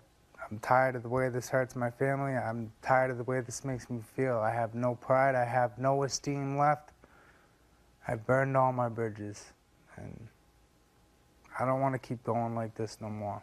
You know, there's only one thing left for me to lose besides material things, and that's my wife and my children. They're the most important to me. I want the help. I want to do the right thing. Well, you better dig deep, Don. You better dig deep and find that former boxer that you once were. And you better go into this thinking, this is it. This is life or death, or life for them, to get their father, their husband back. You know what, Don? I'm going to help you. You know, one of the reasons why I'm going to help you, and it's the biggest reason, because you haven't made one excuse. You haven't blamed anybody. You haven't blamed it on anything. You're admitting everything you did. You know, they say the first step is being willing to admit it and to be honest. And, you know, I've hurt my family enough, and I've done some disgusting things, and I don't see how a beautiful woman like this or my children would want anything to do with me. But, you know, I guess that love overpowers, you know, and that we do love each other. And I believe with the right kind of help that love will take me out of this. Well, I'm going to help you, Don. I'm going Thank to you. help you.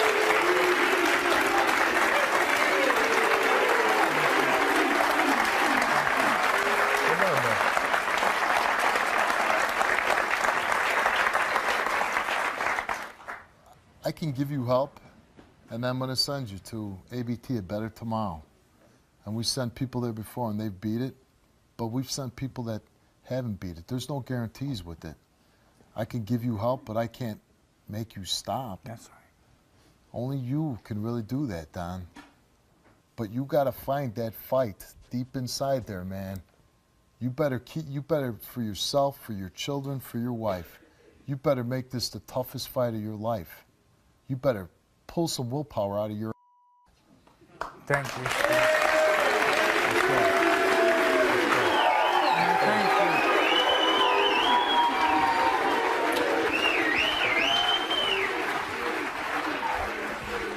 Let's go. You're going to rehab. Get to it.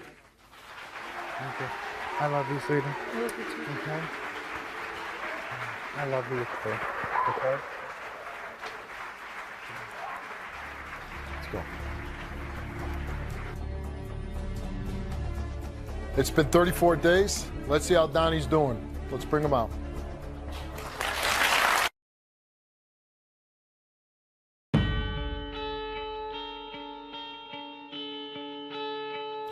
It's been 34 days. Let's see how Donnie's doing. Let's bring him out.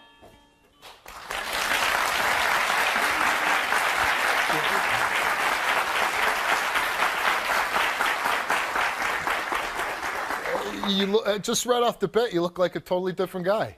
Thank you. I mean, you were up here before, you look like a ghost. I was. So, how was rehab? I loved it. It was the greatest experience of my life. It was great.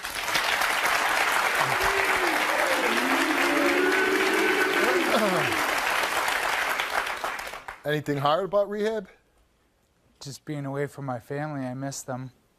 You know, my son started playing t-ball and stuff and kept asking when I was going to be coming home and told me that I promised him that I'd take him all fishing. So, yeah, that was the hardest part, pretty much. So, you've gone through the rehab and you're clean now? I am clean, absolutely clean.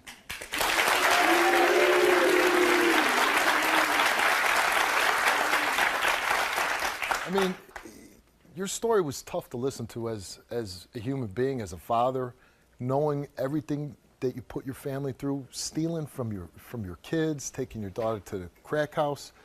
When you look back and you think about that, what runs through your head? You know, Steve, somewhere along the way, I lost who I was and my soul. And, you know, I didn't have God in my life. And I was persecuting myself when it really wasn't my place to. I feel that I've beat myself up enough, and I'm ready to move on and do the right thing by my children and my wife. Yeah.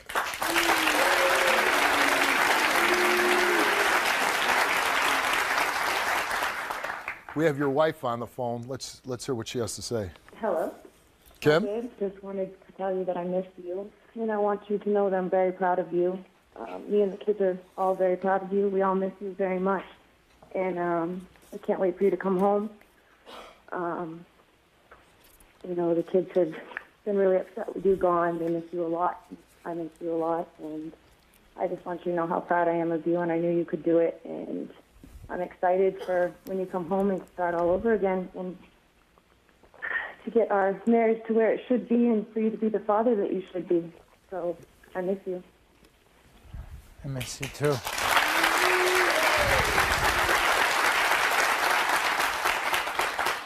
Now, when you were on the show, you went straight from the stage, you went to rehab, you went to ABT. That's right. A Better Tomorrow, and you haven't seen your family in how many days now? 34. 34, so you got to be pretty anxious to leave this show and get back and go see your family. I would say so.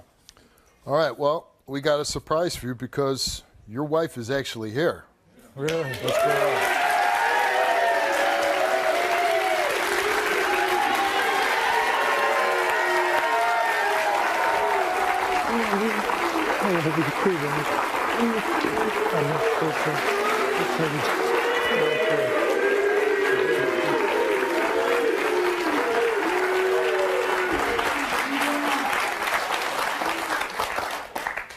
There you go.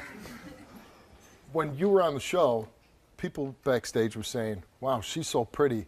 Why is she with him? But now you see who he really is. He's a good-looking guy. But you probably haven't seen that good-looking guy in a while, huh? Not for a long time. It's shocking to see the difference in him, isn't it? It's crazy. I knew. It's crazy. I don't know. I'm just really proud of you. I'm really proud of you, and I missed you a lot, miss you and too. I love you. I love you.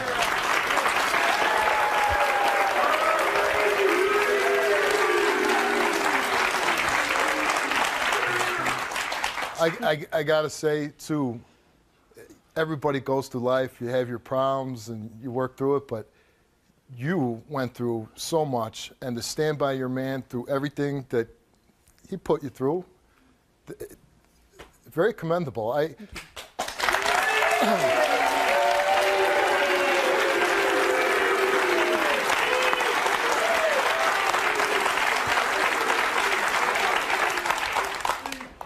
So he's been through the rehab now. He was in there for 34 days. He's got cleaned up. Do you believe that he's changed, that he's going to be able to stay clean?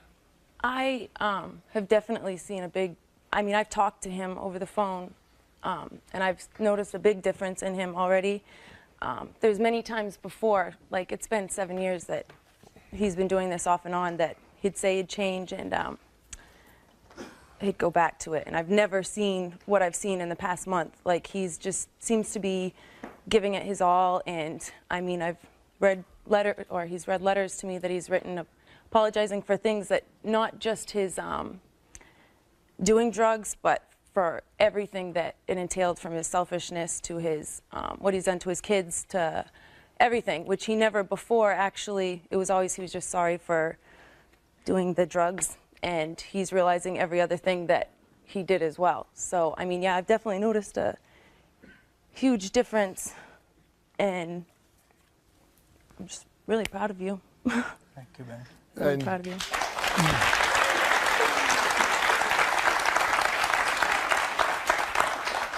And your children, did they must have been asking about Dad. How's he doing? Yeah, our 12-year-old knew obviously where he was because she was here the last show. My 4-year-old and 2-year-old, they knew something wasn't right with their father, but they obviously didn't know exactly what. So I didn't feel that I didn't want to tell them where he was. They thought that he was away visiting friends, but they knew he was gone, and they knew that he was working on himself and he was going to come home and be a better father. Our son cried every night that you were gone. He misses you a lot, and he keeps talking about when his dad comes home, he's going to be a better father, and they're all really excited, including Saray, and I just hope that you don't let them down. I'm not gonna. Anything you want to say to your wife? Yes, I do. I want to say thank you, and I love you, and you saved my life, because had you quit on me, I'd probably still be out there killing myself. So I really appreciate you and the kids and what you've done for me. You make me want to be a better man. You make me want to change my life. I love you.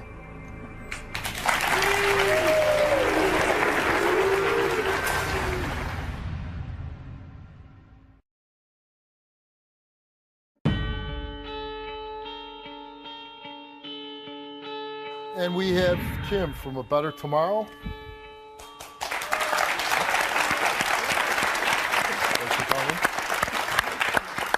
How are you? Yeah. You too. John, it is an honor and a pleasure to give you this certificate that you have completed the 28 plus 4 days of treatment at A Better Tomorrow Treatment Center.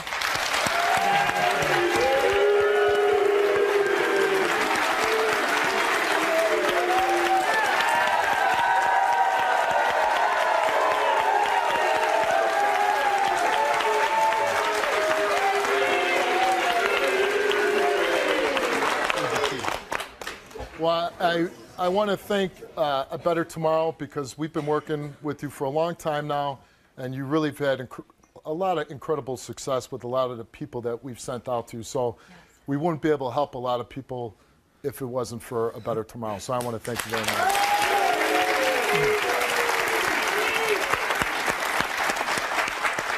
Donnie, we got one more surprise for you. Your kids are here too. Let's bring them out.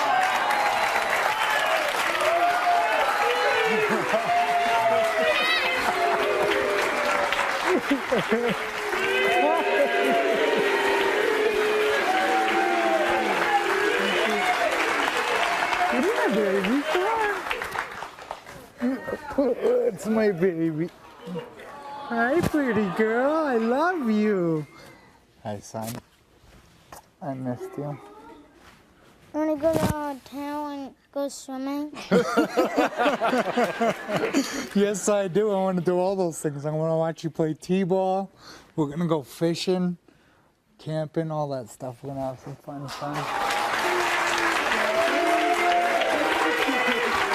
Certainly learned some things from these stories that people shared today on the show.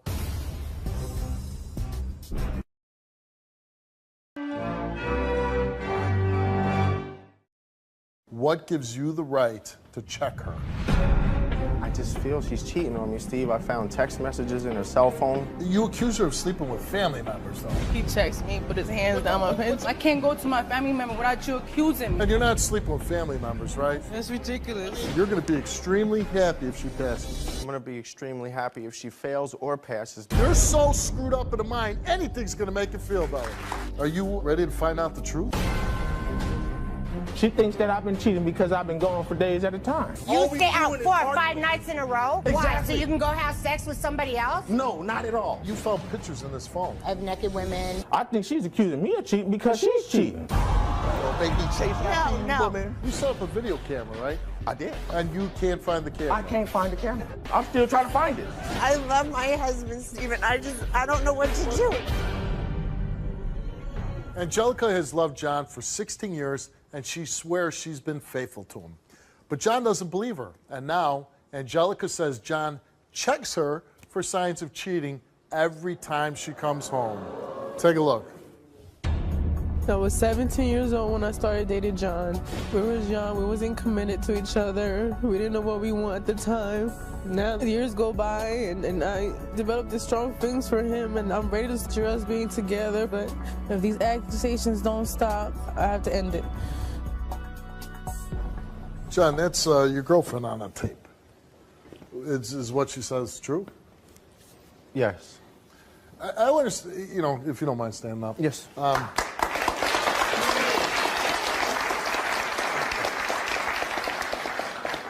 And it's a simple question. Even though you're in a relationship with her, what gives you the right to invade her private space to check her?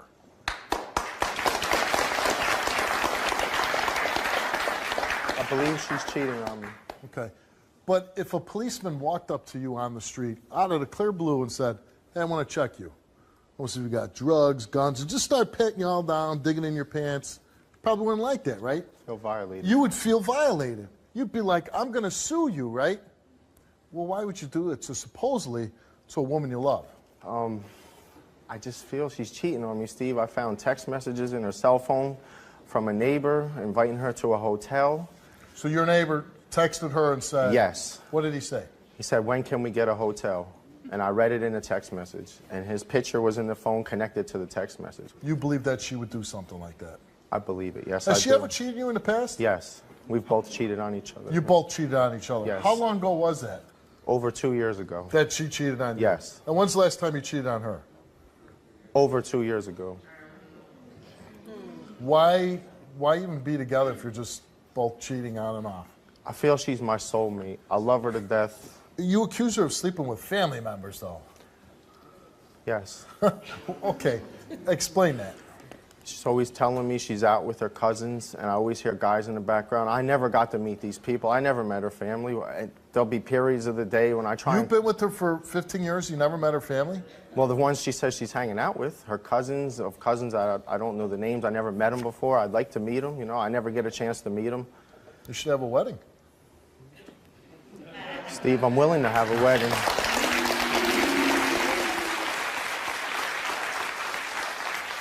Why would she stay with you all these years if she just doesn't want to be loyal to you? Money. You have a lot of money? Not a lot of money. I mean, you have a job and you provide. Yeah, I have a good job. And that's why money. she stays with you? It could be. And if she passes the lie detector to that test today, will it ease your mind? It'll cure my life. It'll cure your life? It'll take all the weight off of my shoulders. A piece of paper with the result is going to change your life. Yes, because I can live my life knowing my girl is there for me. But isn't that sad that you need a piece of paper to change your life? It is. Well, let's find out. Let's bring out your girlfriend, Angelica.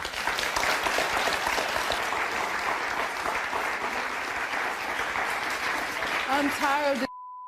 I gotta stop, yo. You accuse me every time. I go out or do something, you accuse me every time. I can't go to my family member without you accusing me. I can't go to the store without you accusing me doing something. What about the text message from the neighbor? This not the text message. It was a mistake. It wasn't meant to me. With his phone, But his picture logged in with the text message. Why is his picture on your phone? I always have pictures on my phone when people call me. That's nothing. What do you need the neighbor's picture on your phone for? John, I'm tired of the accusing. You accuse me every time. You accuse me of my family member. You accuse me of people that I don't even know. I can't walk down the street without you calling me and saying, I'm messing around or I'm doing this. I'm just tired. I'm fed up. My kids are tired. I'm just done with this.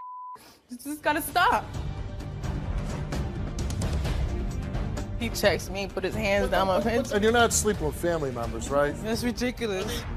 You're going to be extremely happy if she passes. I'm going to be extremely happy if she fails or passes. You're so screwed up in the mind, anything's going to make you feel better. Are you ready to find out the truth?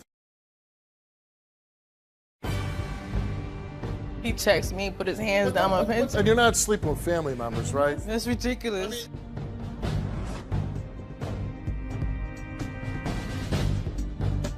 Are you cheating on him? No, I'm not cheating on him.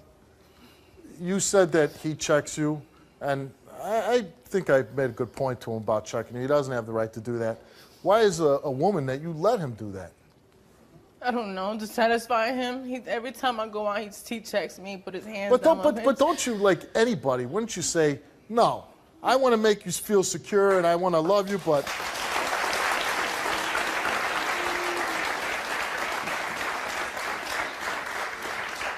When he's doing that to you, what emotion is running through you? I feel disgusted, Steve. I feel like he can't trust me. He can't give me that little bit of doubt that I changed. He's never found anything, right? He found nothing. It's just that it's his security, and it just messes me up. And you love John. I do. And you want to be with him for the rest of your life? I do. I mean, again, 16 years, John. I love her, Steve. I want to be with her. Well, how about acting like it then?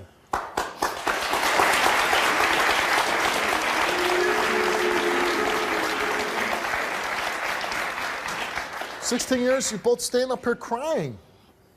And over what? A damn text message?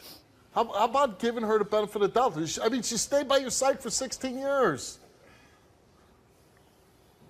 Doesn't that earn you something, right? Some amount of trust? Some, but you're not giving her any. You're stripping her down.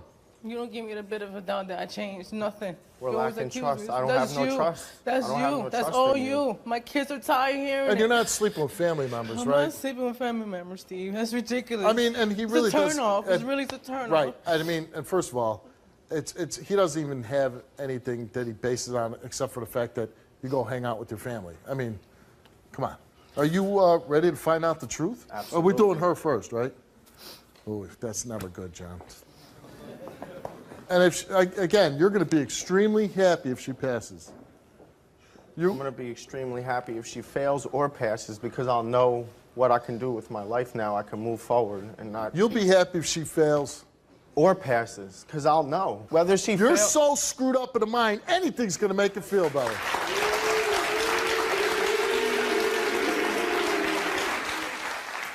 All right. She took a lie detector test. And we asked her, since moving into your new apartment, have you watched porn with another man? She said no. Was she watching porn with the guy? I don't know what she was watching. It was on the cable bill. I don't watch porn with her. We've never watched porn. Where did it come from? Okay. So you thought maybe she had a nice guy over and they watched a little porn? Sure. Yeah? Yes. You and a drunken stupor didn't order some porn? Okay. I don't watch porn. You don't watch porn? When I was a kid, I did. Oh, man. Did we ask him that on his lie detector test? Damn it!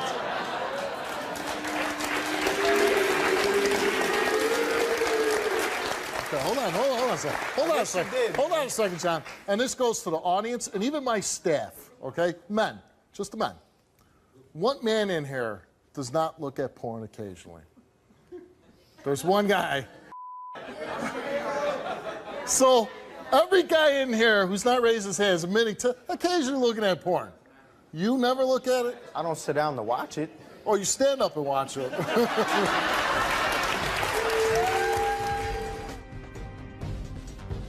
Since moving into your new apartment, have you ever had sexual intercourse with anyone besides your boyfriend, John?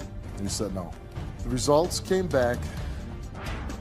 She thinks that I've been cheating because I've been going for days at a time. You stay out 4 or 5 nights in a row? Why? So Exactly. you can go have sex with somebody else? No, not at all. You found pictures in his phone. Of naked women.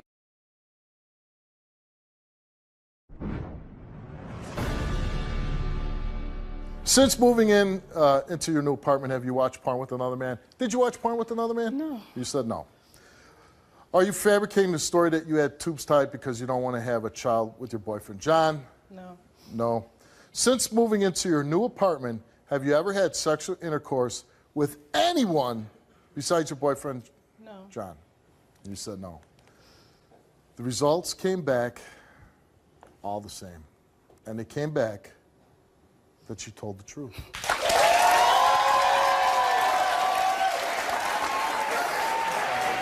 I love you, man. I love you, man. I love you, man. I'm sorry. I hate you forever, man. I hate you, man. I hate you, man.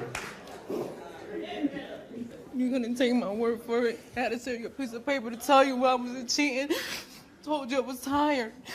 I have kids that they're tired. I was arguing all the time. And I'm tired. And by the way, the guy that raised his hand that you don't watch porn, I want you to take a lie detector test after the show.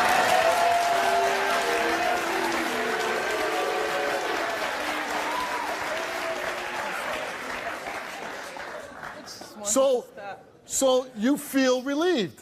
I do. Are you happy? Absolutely. That's a great feeling, right? Oh my God, this is a great moment in my life. Will it carry on when you go home? Absolutely. Will you be able to trust her? Yes. Will you stop checking her? Yes. Now, I'm very happy for you guys. 16 years is a long time to be together. Yeah. And my kids are really tired. I was here Your arguing all the kids time. got to be tired of fighting, Yes. like to have a nice, stable home, Yes, we have a like nice to feel table. secure at home. Yes. John, are you going to pass this test? Yeah. Yeah. I am. Is there anything you want to say? No. You sure? I'm positive. Here's your chance. I made a mistake. I've been taking it on you, honey. I'm sorry. I told her everything she needs to know.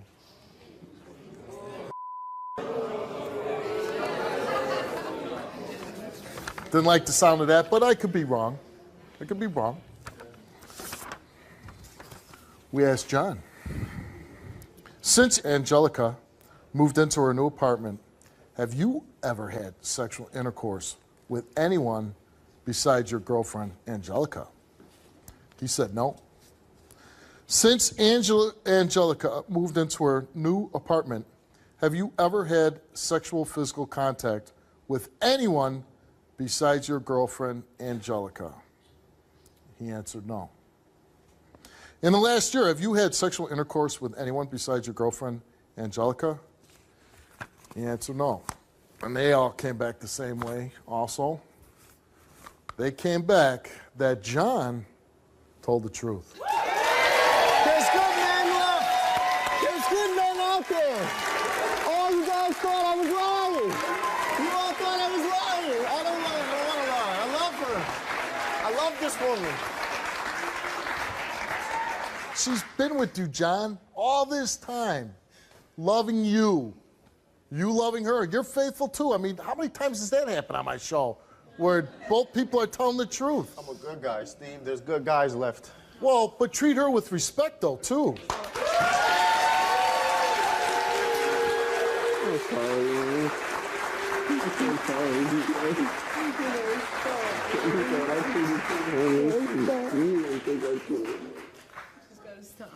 I hope for the sake of your relationship and for your children, I hope that you'll go home and realize what you have. I hope so. You can't get crazy. You can't start imagining things. Only see what your eyes are seeing. Don't make up things. Don't drive yourself crazy, man.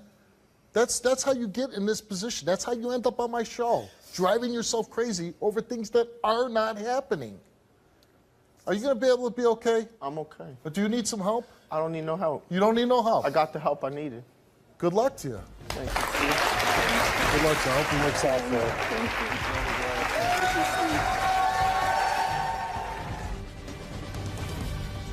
She thinks that I've been cheating because I've been going for days at a time. You stay out 4 or 5 nights in a row? Why? So Exactly. you can go have sex with somebody else? No, not at all. You set up a video camera, right? I did. And you can't find the camera. I can't find the camera. I'm still trying to find it. I love my husband, Stephen. I don't know what to do. She thinks that I've been cheating because I've been going for days at a time. You stay out 4 or 5 nights in a row? Why? Exactly. So you can go have sex with somebody else? No, not at all.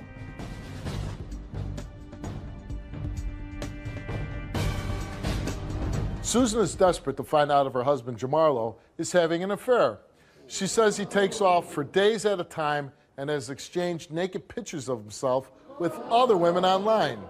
Jamarlo says he's been faithful to his wife and believes she is the one straying from their marriage. He's even set up a video camera in their bedroom to catch her. Take a look. Today I'm here to prove to my wife, Susie, that I've been faithful. She thinks that I've been cheating because I've been going for days at a time. I'm only going because I'm trying to get away from her constant nagging and the arguing and the fighting. I think she's accusing me of cheating because she's cheating. When I come home, she acts very suspicious and she's real fidgety. I searched the whole house to look for evidence that she's cheating on me. About a month ago, I set up a video camera in our bedroom to see if she was cheating. When I went to go check it the first time, the batteries were missing. I replaced the batteries, and when I came back, you know what I mean, the whole camera was gone. I think she took the camera to cover up her tracks. These accusations have put a division between us, and we've been arguing all the time. Today, I want the truth, and I just want my best friend back, my wife. He wants his best friend back. I want my best friend back. So what is the problem? We've been together for 4 years, married for 3. When he got arrested and got incarcerated, and I held it down for him. I took care of him while he was in there. He got out. You took care of him while he was in jail? While he was in jail, I Were you took care of sending him. him file cakes, or? I wish. No, I was sending him packages Okay. and making sure he had money on the phone for him to be able to call me. And So you waited for him, and you did nice things for him when he was away? Yes. How long was he away for? 1.5 years. Okay, that's a long time. And Steve, I was so happy when he came home because I got to touch it. I couldn't go and visit him. And when he got out, I was able to touch him and kiss him and hold him and a lot more. And everything else, you know. And 1.5 years, that's a long time. yeah. And things about 6 months after that, things just started changing, and it started with 1 night going out, 2 nights staying out. And you're saying staying out doesn't come home? All night, doesn't come home, doesn't answer his phone. And when he didn't come home, did you say, where the hell were you? Yeah. And what did he say? With his friends. And did you say, where did you go with your friends? He won't tell me where he went. Right. You know, and it's just, I have a right to know. I'm his wife. You know, I love my husband. I want to be with him. He's my best friend, you know, and I don't want to lose him. And if he is cheating, I don't know where this is going to go from here. Would you break up with him if he was cheating? I mean, think- you're married. Would you Yeah. divorce him? Probably not. I don't I'm guessing know. you wouldn't. I mean, just because usually women are like, hell no, I'm not, you know, but you're wavering, so yeah, he'd probably have to do a little butt kissing, and then he'd be right back in your business. Probably a lot has A got lot to of- change. A lot, because recently, a couple weeks ago, it was Valentine's Day night, and he said he was going to work, and the next morning I'm getting texts from his phone saying that he can't answer his phone because he's at his girlfriend's house. And saying that... So he's texting you this? This is supposedly somebody that was at the house that he was at was texting me this, that it wasn't him. Okay. But He was saying he's busy right now with his girlfriend. yeah, that they've been together for 1 year and that they just got done making love. And that broke my heart. Like, it felt like somebody just ripped my heart out and stomped on it. You found pictures in his phone. In his phone, What I kind found of pictures? emails of naked women, him sending pictures of himself in his boxers and To other women. to other women. And when you found these, did you confront him? Yeah, I confronted him. I was like disgusted. Like, how could a married man disrespect his wife What did like he that? say? That, oh, that's none of his business. I shouldn't have been going snooping in his stuff. And And did you feel bad that you went through his stuff? no. Okay, good. Let's bring out your husband, Jamarlo.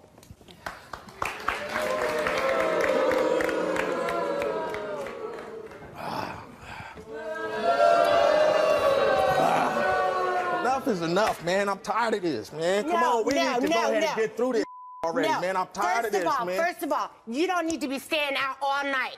I do Period. need to stay out all night because why? Look what you're doing right now. Look what you're doing. All the theatrics. Look at the theatrics, Look at your man. theatrics. Come you on, stay out. Susie, I'm tired of this, man. All we doing is You stay out 4 or 5 arguing. nights in a row.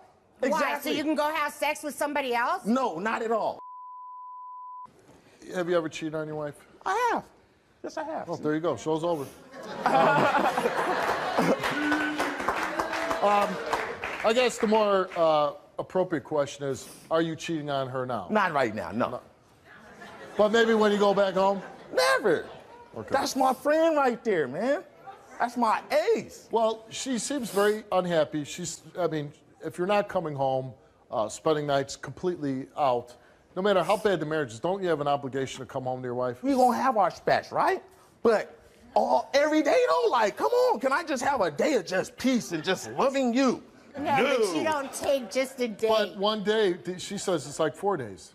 4 days, 4 days? That's just me, just like, man, because I'm tired of it. Like, I already told her, like, you done pushed me all the way. Does anybody believe this? And you think that she might be cheating on you? She might be. Man, all the accusations, man, for 4 years, though, like, come on, really? You set up a video camera, right? I did. And what'd you get? I ain't seen it yet. I'm still trying to find it. Where's it at? Missing in action. You set up a video camera. I set up the video camera. And you can't find the camera. I can't find the camera. Exactly. That's what I'm saying. You feel me though? Like, where's the camera at? We asked you, while in a relationship with Jarmello, have you ever had sexual physical contact with anyone else? You replied no. And the results came back that your wife, Susan. I did revenge. If you get to go and do what you want to do, I'm going to sit here and I'm going to do what I want to do. Besides the revenge sex 4 times, have you had any other sexual physical contact?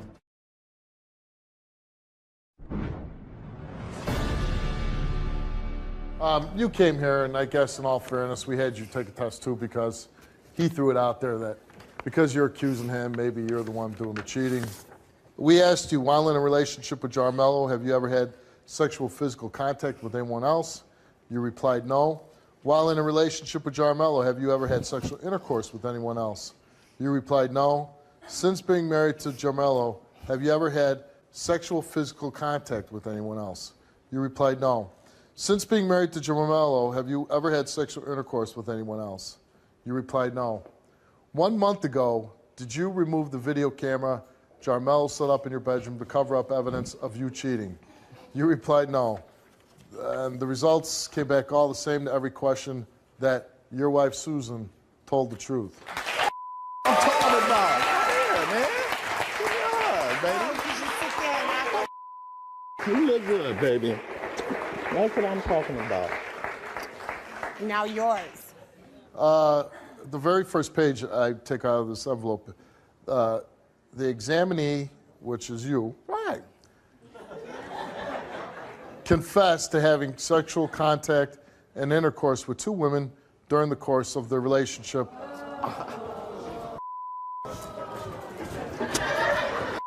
Don't make me chase after you, woman. Cut it out, man. 2? Are you man? Are you serious? I already told you though. You told me 1. I told you 2. In all fairness, you probably should hear the rest of this. He Cut it out, confessed to having sexual contact and intercourse with 2 women during the course of the relationship with Susan. He stated that since he has been married, he only had sexual contact and intercourse with 1 female. He says he stopped cheating on her 2 to 3 weeks ago. Accordingly, the questions were modified to accommodate his confessions. While in a relationship with Susan, have you had sexual physical contact with more than 2 different women? He answered no. He did not tell the truth. Oh, that's baloney. While in a relationship with Susan, have you had sexual intercourse with more than 2 different women? He said no. He didn't tell the truth. Since being married to Susan, have you had sexual physical contact with more than 1 other woman? He said no. He did not tell the truth. Since being married to Susan, have you had sexual intercourse with more than 1 other woman? He answered no, he did not tell the truth. On Valentine's Day, did you have any sexual physical contact with anyone besides your wife? And he said no, and he didn't tell the truth. I knew it. I knew it. You know what I'm saying? I told you, man. I already had told you this. I told you this, man. That so you're like I gonna go said, to hell. So what are we gonna do? We gonna move You're forward? gonna have or we to gonna change, Jamarlo. You have got to change. I have What been am I nothing. changing? I have been nothing but good to you.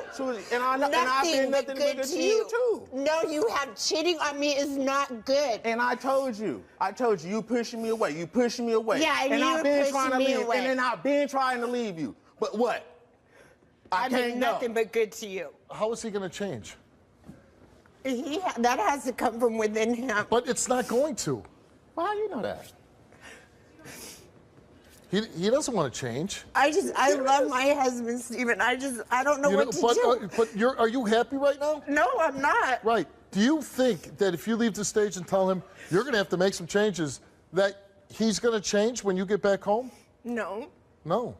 And I don't mean to be offensive, but if you choose to be a doormat, you're going to get walked on.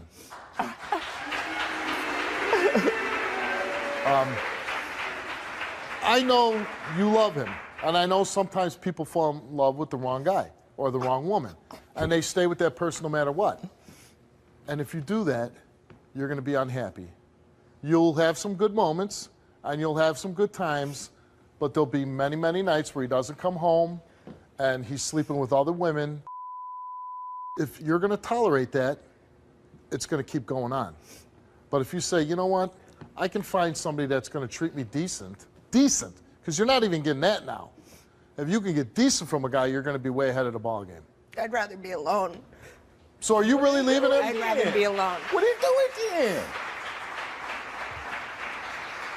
If you're going to leave him, walk down that hallway away from him and go home by That's all I yourself. do. And if you're going to go home with him, take his hand and walk out that door. But it's up to you.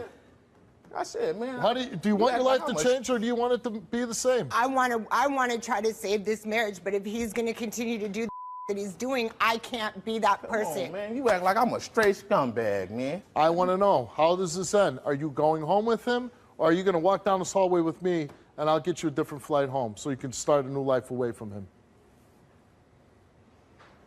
Choice is yours, man. Are you going to change? Come on, man. Are you going to be home? Let's get on the flight, man.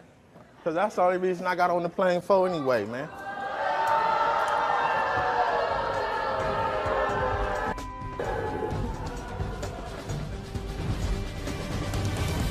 Since you've been in a relationship with Ashley, have you had sexual intercourse with more than 3 other women besides Ashley? He said no.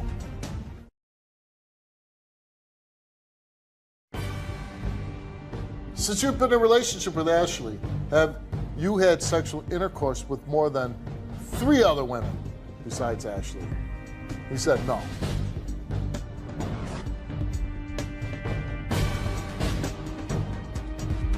When Ashley was 8 months pregnant with her son, she found out that her boyfriend TJ had cheated on her. But even though she was upset, she forgave him. Well, that was 2 years ago.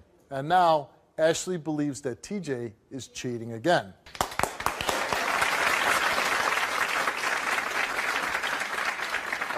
Ashley, why are you here? I'm here to find out if my son's father's been cheating on me. Why do you think he's cheating on you?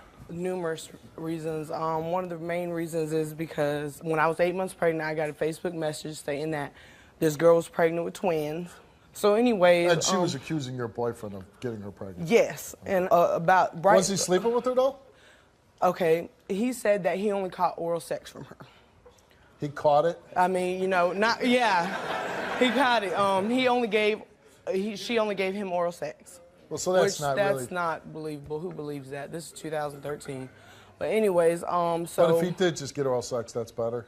No, that's still cheating. It's still cheating? Yeah, it's still cheating. So anyways, a couple months later, I had my son. I mean, his phone's blowing up continuously. And I'm like, what is going on? While you're in the hospital While room? I'm in the hospital bed, just had my baby. So I'm like, what is going on? What is going on? So anyways, I pick up his phone, and I'm looking at it. Call me. And I'm like, okay, I'm going to call you. You don't know who it is, but I'm going to call you. So I called her and I said, may I help you? And she's like, well, I'm looking for TJ. And I said, well, TJ just had a baby. And you are so disrespecting me and my son. And she's like, well, I just paid TJ's phone bill. And I said, well, if TJ wants to be with you and that's all you're doing for him, why isn't he with you? Why is he at the hospital with me? A couple months later, he leaves me or whatnot, and, you know, I did revenge. I mean, you're not here. Why am I going to sit down, mope, and cry like, oh, you don't want to be with me? No, I revenged. I said, well, if you get to go and do what you want to do, I'm going to sit here and I'm going to do what I want to do. And what did you want to do? Be happy. You know, I have a baby to take care of. You know, I seen another guy. I seen another guy because I didn't want to feel like, oh, he's laughing at me. Yeah, I did. I had sex with him, and I don't feel bad for it. Well, you shouldn't. He left you. You have a right to Yeah, be I mean, happy. he's doing his thing, so I felt like I should do my thing. So you eventually moved back in? Yes, I always take him back. Like, but now you think he's fooling around? Now I think he's doing it again. And this time, I don't know about taking him back. This time, just recently, around December, I had bought him a big bag of Sour Patches. He loves Sour Patch candy. So I bought him a big bag of Sour Patch candies. He took a picture on Instagram of the bag of candy, and underneath it, okay, now I didn't know this because he blocks me off all his Facebook, Instagram, So what does Twitter, that all tell that you? stuff. So anyways, after he blocks me or whatnot, before he blocks me, I look at it and I'm like, who is this girl right here?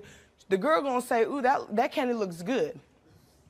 And I'm Well, like, they are Sour Patches. they're awesome.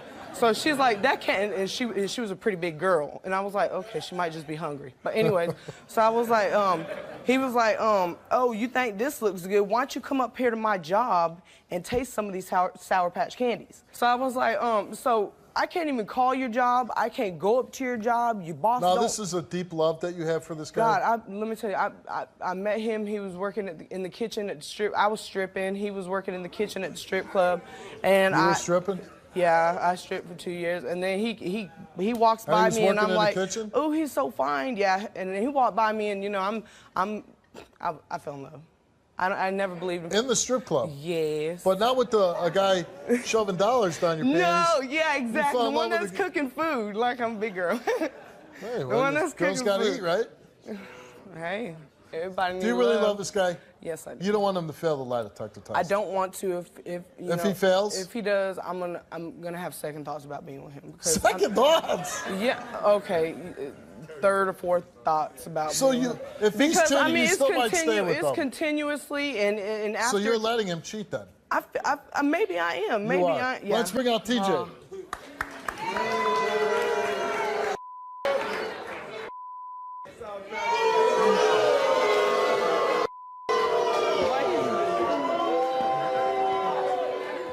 I want to know the truth today. So, you accuse me all the time of cheating. Yeah, I did it. Like back then, I was young, dumb, But you if know you what I'm love me, saying? you would But never done it. that's then. That's when I first had my son. I'm busting my ass, I'm working. That's it. But other than that, like, come on. So you love her? Yeah, that's my baby. And you're not cheating on her? No. Hell no. Hell no. Are you talking to women online? Yeah, just to make her mad. Because at the time that happened, she had did her little thing. And, you know, Because you really, left. Yeah, I really ain't got the time to just do it. Right. You feel what I'm saying? To go out and cheat. I work like So you're not 63 hours a sharing week. your Sour Patches? No. Yeah. No. All right, let's find out if he's cheating. I know everybody's dying to know.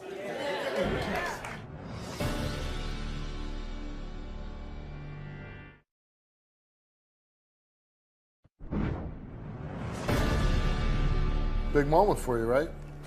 If he fails, you might have to think about third and fourth chances. TJ came here and we asked him, did you have more than oral sex with the one woman that Ashley knows about? And what do you think he answered? He said yes. He confessed to having oral and intercourse with her on several occasions. So he didn't just catch that oral sex. It was never sexual. You said oral. You said you never had sex with this girl. You said it was all oral.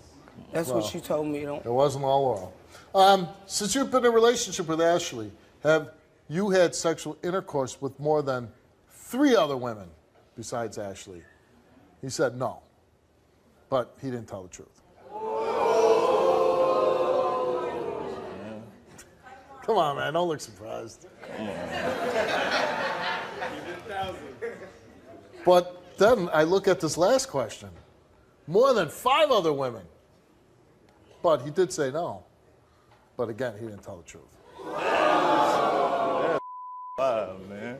You know what's going on here? And listen, this isn't the love story of the century, okay? You know he's been fooling around. Obviously. You're a smart woman. Obviously. Well, she took a lie detector test too.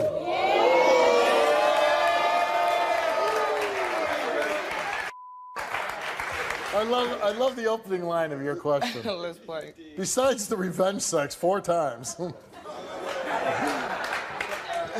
Okay. Revenge. Besides the revenge sex 4 times. In the past 2 years, have you had any other sexual, physical contact with any other men besides TJ? And you said? No. You did say no, and you told the truth.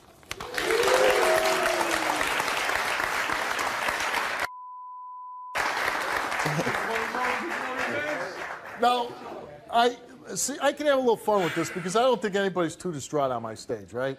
You're not too distraught. What I want to know is, like, when she said, "Who was it your idea to come here?" Yeah, I brought him to Right. the show. Yes, okay. I did. So when you said, "Yeah, I'll come on and I'll take the lie detector test," how did you think like you beat the test? Yeah. It ain't beat the test. Like, this is No, crazy, but how did you think that you'd get the like? Everything crazy. Do you want to be with me? Yeah, I want to be with you, but Then, man, well, come on, man. You don't This want to be is with me. crazy. You don't want to be with me, too. Well, but here's the deal. He don't want to be with me. He He probably- wants to be with all them other girls that don't do nothing I'm for him. gonna tell you truthfully the way it is. He does want to be with you, but he also wants to be with her and her and her. And as long as you're cool with that, you guys will have a good relationship. But I'm not cool with that at all. Right. And if you're not going to be cool with that, then you need to find somebody that's going to be dedicated to you. So, thanks for being on the show, and maybe I'll stop by that strip club someday. Bam.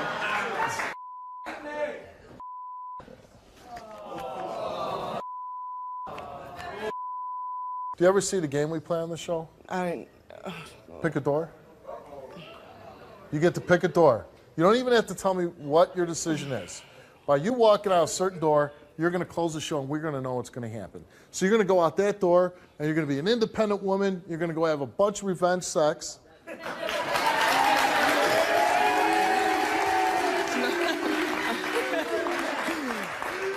Or you're going to go out that door and you're going to go be with him. And which I think you're going to do anyways. So be honest. If you think you're going to go back to him with all that cheating and everything else, and you know he's going to do it some more, then you should go out that door. If you're going to go and say, you know what, I'm going to find somebody else.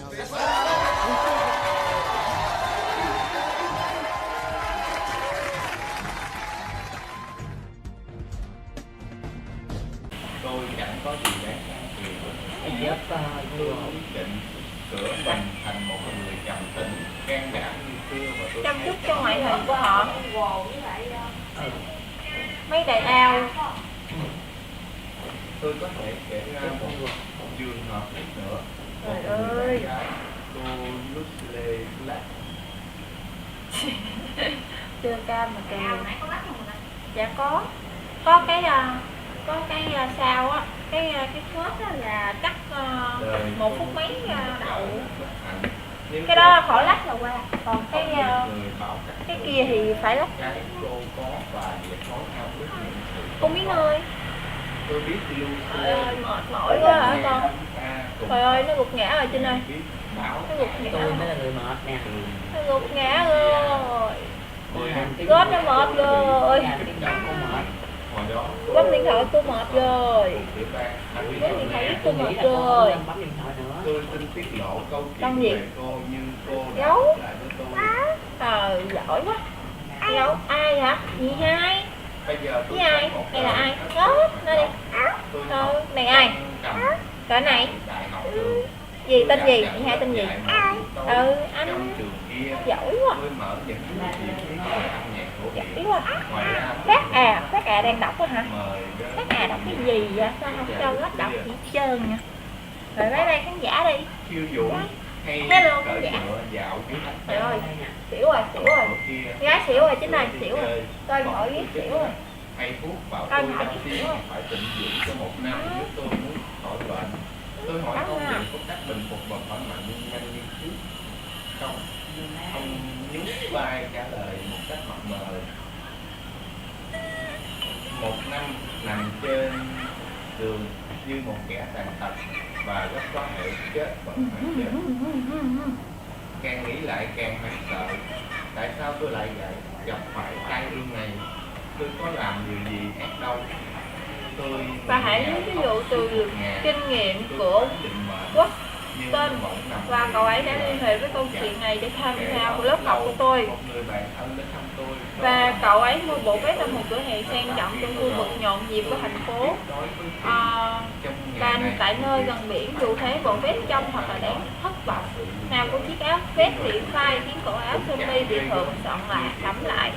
Gì vậy bà? Leo lên tới trên cái màn hình máy tính luôn đi. Bởi vì mới bị đuổi đó. Ngồi yên đâu có đuổi đâu. Đi qua đây nè, đi qua đây nè. Đuổi rồi vô. Đây cho chị hai nè. Em mượn cái điện thoại đi qua đây cho chị con.